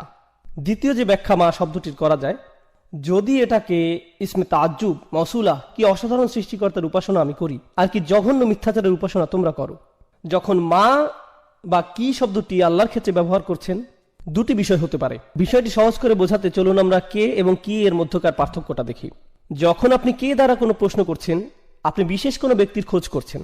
আর যখন আপনি কি দ্বারা কোনো প্রশ্ন করছেন, আপনি বিশেষ কোনো গুণ বা বৈশিষ্ট্যের খোঁজ করছেন। যখন আপনি জিজ্ঞেস করেন এই ব্যক্তিটি কে, পাশের কেউ জবাব দেয় সে আব্দুল করিম, এ শরীফ ও আহমদ। কিন্তু যখন আপনি জিজ্ঞেস করেন এই ব্যক্তিটি কি, সে একজন অ্যাকাউন্টেন্ট, একজন ডাক্তার, সে একজন ভালো মানুষ ইত্যাদি। ঠিক, অর্থাৎ যখন আপনি বলছেন কে, ও হ্যাঁ অ্যাকাউন্টেন্টরা ভালো মানুষ নাও হতে পারে, আমি আসলে জানি না, যাই হোক, কে দ্বারা যখন আপনি প্রশ্ন করছেন তখন কোনো ব্যক্তিকে খুঁজছেন, আর কি দ্বারা প্রশ্ন করলে তার গুণ খোঁজা হচ্ছে। বুঝতে পারছেন নিশ্চয়ই? যখন মা দ্বারা প্রশ্ন করা হয় তখন কিসের সম্পর্কে জিজ্ঞেস করা হচ্ছে বলুন? ব্যক্তি নাকি বৈশিষ্ট্য? হ্যাঁ, অবশ্যই বৈশিষ্ট্যের ব্যাপারে। কত অসাধারণ সৃষ্টিকর্তার প্রার্থনা আমি করি, যার উপাসনা আমি করি, তিনি সত্য, তিনি সত্য স্রষ্টা, অর্থাৎ স্রষ্টার বৈশিষ্ট্যের দিকে ইঙ্গিত করা হয়েছে। আর যখন মা শব্দটি তাদের জন্য ব্যবহৃত হচ্ছে, ওয়ালা আনা আবিদু মা আবাদতুম, মা আবাদতুম, কি জঘন্য মিথ্যার অনুসরণ তোমরা করছো। দেখো তোমরা যাদের অনুসরণ করছো তাদের প্রকৃতি একটু দেখো, আর আমি যারা অনুসরণ করছি তার প্রকৃতি একটু দেখো। মা শব্দটি এখানে এই কাজই করছে। দারুণ। ওয়ালা আনা আবিদুম মা আবাদতুম ওয়ালা আনতুম আবিদুনা মা আবুদ। তোমরা কি ভাবছো যে আমি যেই অসাধারণ আল্লাহর ইবাদত করি তোমরাও সেই একই আল্লাহর ইবাদত করো? তোমরা আসলেই ভাবো যে তোমাদের সৃষ্টিকর্তাকে আমার আল্লাহর সাথে মিলাতে পারবে? কখনোই না। আর তোমরা কি ভাবো যে আমি আমার সর্বশক্তিমান আল্লাহর জন্য যা করি, তার সামনে যেভাবে দাসত্ব কবুল করি, তা তোমাদের ওই তুচ্ছ বানানো স্রষ্টাদের জন্য করব? কখনোই না। আর এই বর্ণনাগুলোতে দুইটি পক্ষের ব্যবধান অসীম পর্যায়ে বৃদ্ধি করা হয়েছে মা শব্দটির ব্যবহারের মাধ্যমে। সেই মা হিয়া, স্রষ্টার সেই প্রকৃতি যার প্রার্থনা আল্লাহ রসুল করেন। আল্লাহ আসলে কে? আল্লাহ আসলে কি সুবহানাহু ওয়া তাআলা। মা শব্দটি দ্বারা এসবই আলোকপাত করা হয়েছে। তাই বলা যায় এটি শুধু মা মাসদারিয়া নয়, এটি মা তাআজ্জুব, খুবই শক্তিশালী একটি বিষয় যার ব্যবহার এই আয়াতে হয়েছে। এখন আমরা একেবারে শেষ আয়াতটিতে যাচ্ছি।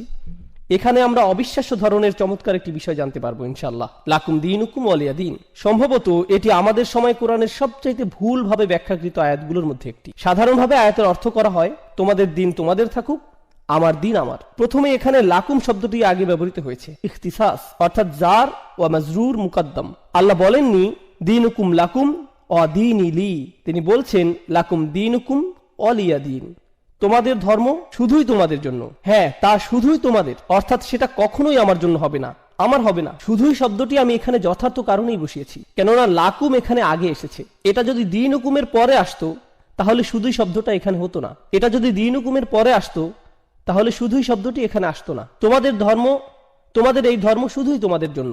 অলিয়া দিন, আর আমার দিন এই মুহূর্তে তোমাদের ক্ষেত্রে এটিও শুধুই আমার জন্য। অর্থাৎ তোমাদের ও আমার মধ্যে কখনোই আর কোনো কিছুর বিনিময় সম্ভব নয়, বিনিময়ের সময় শেষ। অন্যভাবে বললে আমি এই শহর ছেড়ে যাচ্ছি। এই আয়াতগুলো মূলত রাসূলের হিজরতের পূর্বাভাস, কেননা কোনো জায়গায় যখন দাওয়ার আর কোনো কারণ অবশিষ্ট থাকে না তখন হিজরত অবশ্যম্ভাবী। কারণ রাসূলের মক্কাতে থাকার কারণ একটাই, দাওয়া। কিন্তু রাসূল নিজেই যদি বলেন যে দরজা বন্ধ হয়ে গেছে, তাহলে স্পষ্ট হয়ে যায় যে তিনি নিজের নাগরিকত্ব পরিত্যাগ করছেন, যেমনটা আমরা বললাম। আর হ্যাঁ, যখন রাসূলের পক্ষ থেকে এই ধরনের শব্দ আসছে তখন তাদের ক্রোধ কি আরো বাড়ছে নাকি বাড়ছে না? অবশ্যই বাড়ছে। এই ধরনের শব্দ কোরআনের অন্য জায়গাতেও দেখা যায়। কুল ইয়া কওমি আমালু আলা মাকানাতিকুম, তাদের বলুন আমার জাতির মানুষেরা তোমাদের জায়গা থেকে তোমাদের যা মন চায় করো, তোমাদের অবস্থায় থেকে যা করতে পারো করে ফেলো। ইন্নী আমালু, আমিও কাজ করছি, আমার যা করার আমিও করে যাচ্ছি। দিন শব্দটি আরবিতে এই শব্দটি দাইন শব্দ থেকে আসে। দাইন শব্দের অর্থ ধার বা ঋণ, কোনো কিছু যার নির্দিষ্ট পরিমাণ আপনি কারো কাছ থেকে পান বা যা আপনার থেকে কেউ পায়। দিন শব্দটি আরবিতে শাসনতন্ত্র বা সরকারও বোঝায়, কেননা সরকার সাধারণ মানুষকে তাদের পাওনা দিয়ে থাকে এবং সাধারণ মানুষ থেকে নিজেদের পাওনা নিয়ে থাকে। সূক্ষ্ম বিনিময় যা সরকার ও কোনো দেশের মানুষের মাঝে ঘটে। দিনের জন্য কোনো না কোনো কর্তৃপক্ষ থাকা জরুরি। একইভাবে বিচার দিবসে যখন মানুষ ঠিক তাই পাবে যা তাদের প্রাপ্য, ঠিক তাই দিবে যা তাদের থেকে পাওনা, এই দিনকেও ইয়াউম আদ-দ্বীন বলা হয়েছে। মালিকি ইয়াউমিদ্দিন, লাকুম দীনুকুম ওয়ালিয়া দীন এর একটি অর্থ হয় তোমরা যথার্থভাবে ঠিক তাই পাবে যা তোমাদের প্রাপ্য। তোমাদের বিচার শুধুমাত্র তোমাদের জন্যই হবে, আর আমার বিচার ও আমার উপরেই হবে। আর তোমাদের আজকের এই কুফরের পরিণতি কি সেদিন বিচার দিবসে তোমরা জানতে পারবে। এখানে দিন শব্দের দ্বারা এই অর্থটিও বোঝানো হচ্ছে লাকুম দীনুকুম ওয়ালিয়া দীন, তোমাদের বিচার তোমাদের জন্য আর আমার বিচার আমার জন্য। সুবহানাল্লাহ। এগিয়ে যাও, সরাসরি চ্যালেঞ্জ। জাহান্নামের আগুন এই মুহূর্তে শুধুই তোমাদের জন্য। তোমরা যারা কুফরের উপর পুরোপুরি স্থির হয়ে আছো, তোমাদের জন্য সেদিন থাকছে বিশেষ বিচার, আর নবী হিসাবে আমার জন্য থাকবে বিশেষ ফয়সালা। দেখা যাক শেষ পর্যন্ত জয় কাদের হয়। উন্মুক্ত চ্যালেঞ্জ। আরেকটি বিষয় যা আমি চলে যাওয়ার পূর্বে আপনাদের জানাতে চাই, লাকুম দীনুকুম ওয়ালিয়া দীন, অনেকেই এই আয়াতটির ভুল ব্যাখ্যা করেছেন এভাবে যে রাসূলুল্লাহ সাল্লাল্লাহু আলাইহি সাল্লামের কিছু যায় আসে না যদি তারা শিরক করে, তোমরা তোমাদের মতো থাকো, আমরা আমাদের মতো থাকি। এটি আসলে আয়াতের একটি ভুল ব্যাখ্যা এবং ভুল বুঝ। জি হ্যাঁ, একেবারেই ভুল অর্থ করে নেয়া। এই আয়াতটি কখন নাজিল হয়েছিল? প্রায় 1 দশক দাওয়াত দেওয়ার পরে এই আয়াতটি নাজিল হয়। এরপর তাদেরকে বলা হলো তোমাদের যা করার তোমরা করতে থাকো আর আমি আমার কাজ করতে থাকবো। আর এখন আমরা আর শব্দ দ্বারা সংঘর্ষে যাব না, এখন সংঘর্ষ হবে তরবারি দ্বারা। অর্থাৎ অন্যভাবে বললে এই আয়াতটি সেসব লড়াই বা যুদ্ধের পূর্বাভাস যেগুলো সামনের দিনগুলোতে আসছে। এই লাকুম দীনুকুম ওয়ালিয়া দীন আয়াতে বলতে পারেন কেন আয়াতের শব্দগুলোতে সংঘর্ষের পূর্বাভাস পাওয়া যায়? কারণ এই মুশরিকরা তাদের মূর্তিগুলোকে কোথায় রাখছে? তারা এগুলোকে রাখছে বাইতুল হারামে। আর রাসূলুল্লাহ সাল্লাল্লাহু আলাইহি সাল্লামের মূল কাজ কি? আমরা ইতিমধ্যেই উত্তরাধিকার সূত্রে পাওয়া রাসূলের দায়িত্ব নিয়ে কথা বলেছি। তার মূল দায়িত্ব কি? ইব্রাহিম আলাইহিস সালামের ধর্মকে পরিশুদ্ধ করা। আর তিনি সেটা কিভাবে করতে পারেন? যে উদ্দেশ্যে আল্লাহর এই ঘর নির্মিত হয়েছিল সেই উদ্দেশ্যে এটির পুনর্গঠনের মাধ্যমে। কিন্তু ততক্ষণ তিনি এটি করতে পারছেন না যতক্ষণ মুশরিকদের প্রতিমাগুলো এই ঘরে মজুদ রয়েছে। তাই আল্লাহর দ্বীন এখানে পূর্ণতা পেতে হলে তাদের দ্বীনকে সরতে হবে। তোমরা তোমাদের দ্বীনের অনুসরণ করতে থাকো, আমি আমার দ্বীনের অনুসরণ করতে থাকি, এবং শেষ পর্যন্ত দেখা যাবে জিত কার হয়।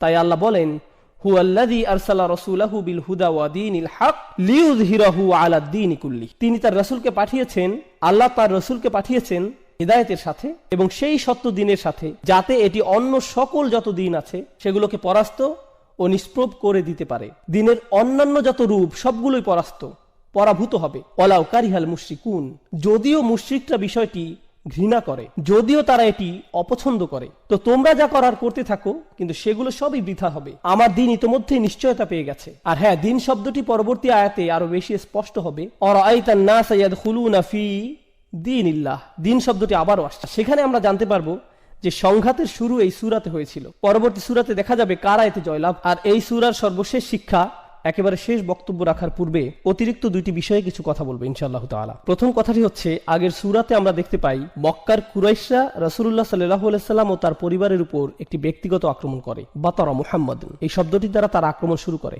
মাআযাল্লাহ, এর দ্বারা তারা বোঝায় যে রাসূলের বংশের শিকড় কেটে গেছে এবং বেশি দিন আর স্থায়ী হবে না। গত সপ্তাহে এই বিষয়ে আমরা বিস্তারিত আলোচনা করেছি, আপনারা চাইলে মনে করে নিতে পারেন। এই আক্রমণের জবাবে আল্লাহ সুবহানাহু ওয়া তাআলা রাসূলের সকল অনুসারীদের বললেন না যে তোমরা সবাই বলো, কারণ রাসূল যখন কুরাইশদের প্রতিমাগুলো থেকে নিজেকে দূরে সরিয়ে নেবেন, স্বাভাবিক যে তার অনুসারীরাও সেটাই করবেন। কিন্তু আল্লাহ তাআলা তাদের কিছুই বলতে বলেননি। তিনি বলেননি কুলু ইয়া আইয়ুহাল কাফিরুন, তোমরা সবাই বলো আইয়ুহাল কাফিরুন। এভাবে বলার জন্য আল্লাহ সুবহানাহু ওয়া তাআলার পক্ষ থেকে তাগিদ আসেনি, বরং আল্লাহ শুধুই রাসূলকে বলতে বলেছেন কুল ইয়া আইয়ুহাল কাফিরুন, শুধু তুমি বলো, তাদের একাই বলো। এর কারণ হচ্ছে, যেহেতু কুরাইশরা ভেবেছে যে রাসূলের পরিবার আর বাড়বে না, তিনি একা যথেষ্ট নন, একা তিনি কিছুই করতে পারবেন না। আল্লাহ আযজা ওয়া জাল্লা স্পষ্ট করে ঘোষণা দিলেন যে রাসূল একাই তাদের জন্য যথেষ্ট। রাসূল সাল্লাল্লাহু আলাইহি সাল্লামের আর কাউকেই প্রয়োজন নেই।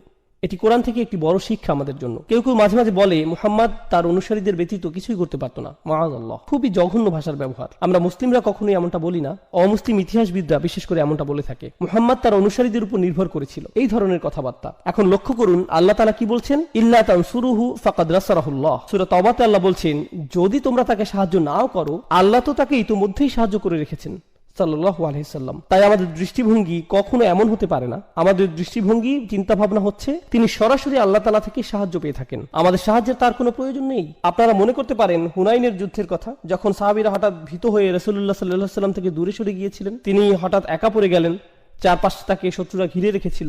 শত্রুপক্ষের তীরন্দাজরা পাহাড়ের উপর থেকে প্রায় তাকে নিশানায় পরিণত করে ফেলেছিল। তিনি বলতে লাগলেন, আনা রাসূলুল্লাহ লা কাযিব, আনা ইবনে আব্দুল মুত্তালিব, আমি আল্লাহর প্রেরিত রাসূল, যা মিথ্যা নয়, আমি আব্দুল মুত্তালিবের নাতি। তিনি একাই সেখানে অবিচল দাঁড়িয়ে থাকলেন, বিন্দুমাত্র পিছপা হননি, অথচ তার সাথে কেউ ছিল না। এটাই হচ্ছে হিম্মত যা আল্লাহ সুবহানাহু ওয়া তাআলা তার রাসূলকে দিয়ে পাঠিয়েছেন এই দুনিয়াতে সাল্লাল্লাহু আলাইহি সাল্লাম। এটা হচ্ছে প্রথম বিষয় যা আমি বলতে যাচ্ছিলাম। দ্বিতীয় বিষয়টি হচ্ছে, আমি ইতিমধ্যে বলেছি আপনাদের যে কুরাইশরা চাচ্ছিল রাসূল তাদের সাথে কিছুটা হলেও আপোষ করুক, কিন্তু আল্লাহ বলছেন যে তাদের রাসূলের সাথে কথাবার্তা বলে লাভ নেই।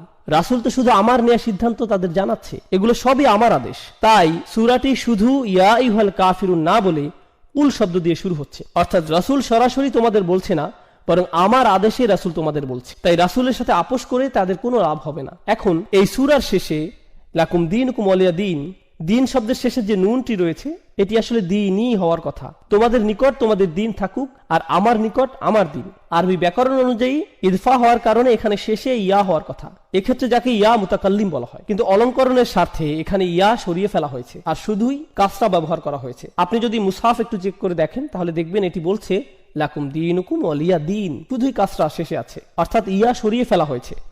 আরবিতে এই নিয়মটিকে বলা হয় হাসফ, যেখানে একটি অক্ষরকে সরিয়ে ফেলা হয়। বিভিন্ন কারণে এটি প্রয়োগ হয়ে থাকে, তার মধ্যে একটি কারণ হচ্ছে বিস্ময়ের প্রকাশ। অর্থাৎ যখন আপনি খুবই উত্তেজিত বা আবেগী হয়ে পড়েন, তখন দিনই না বলে আপনি শুধু বলেন দিন।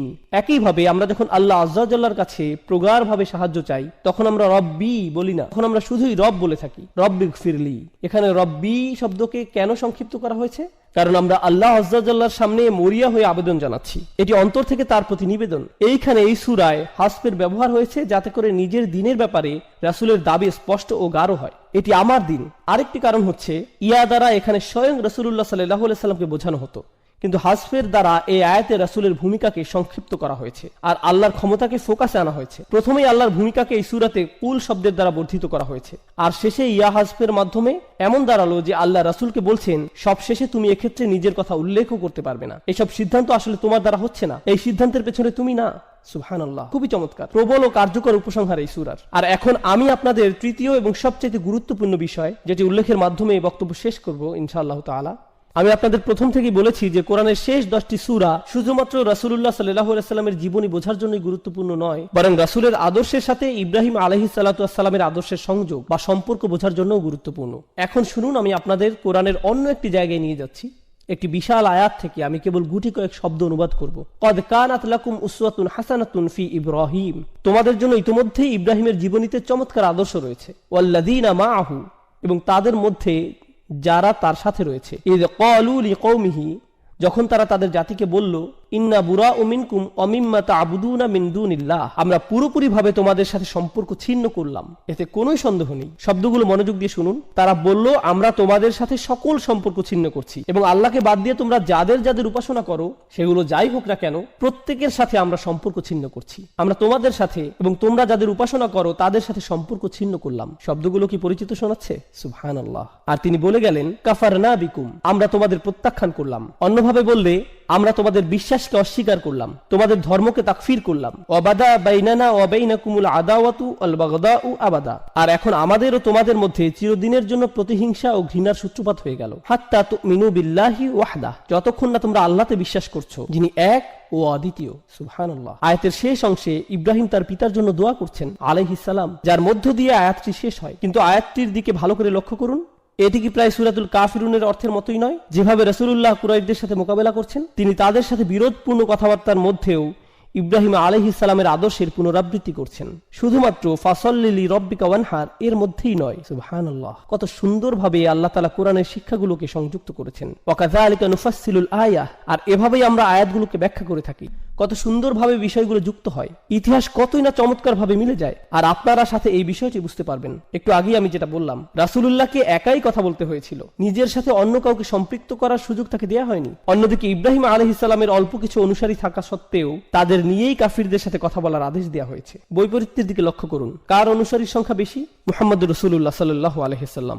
ইব্রাহিম আলাইহিস সালামের অনুসারীর সংখ্যা খুবই কম। আমরা ইতিহাস থেকে এটা ভালোভাবেই জানি। তার অনুসারীদের কথা খুবই কম উল্লেখ করা হয়েছে, এমনকি তাকে একাই উদ্দেশ্য করে উম্মাতান বলা হয়েছে। কিন্তু অল্প যাই তার অনুসারী ছিল, তাদেরকে সঙ্গে নিয়ে তাকে তার জাতির বিরুদ্ধে দাঁড়াতে বলা হয়। কিন্তু অপরদিকে রাসূলুল্লাহ সাল্লাল্লাহু আলাইহি সাল্লামের অনুসারী অনেক বেশি থাকা সত্ত্বেও তাকে বলা হলো, না না না, তুমি একাই তাদের বলো, একাই তাদের কাছে যাও, কারণ তাদের জানা দরকার তোমার ক্ষমতা কতটুকু। তাদের জানা দরকার যে তারা চাইলেই তোমার সাথে এভাবে কথা বলতে পারে না। সাল্লাল্লাহু আলাইহি সাল্লাম। আল্লাহ তাআলা আমাদের কোরআন বোঝার সঠিক সামর্থ্য দান করুন, সঠিক বুঝ দান করুন, আর রাসূলুল্লাহ সাল্লাল্লাহু আলাইহি সাল্লামের প্রতি আমাদের অন্তরে ভালোবাসা দান করুন। বারাকাল্লাহু লি ওয়া লাকুম ফিল কুরআনিল হাকীম ওয়া নাফা'নি ওয়া ইয়্যাকুম বিল আয়াতি ওয়া যিকরিল হাকীম।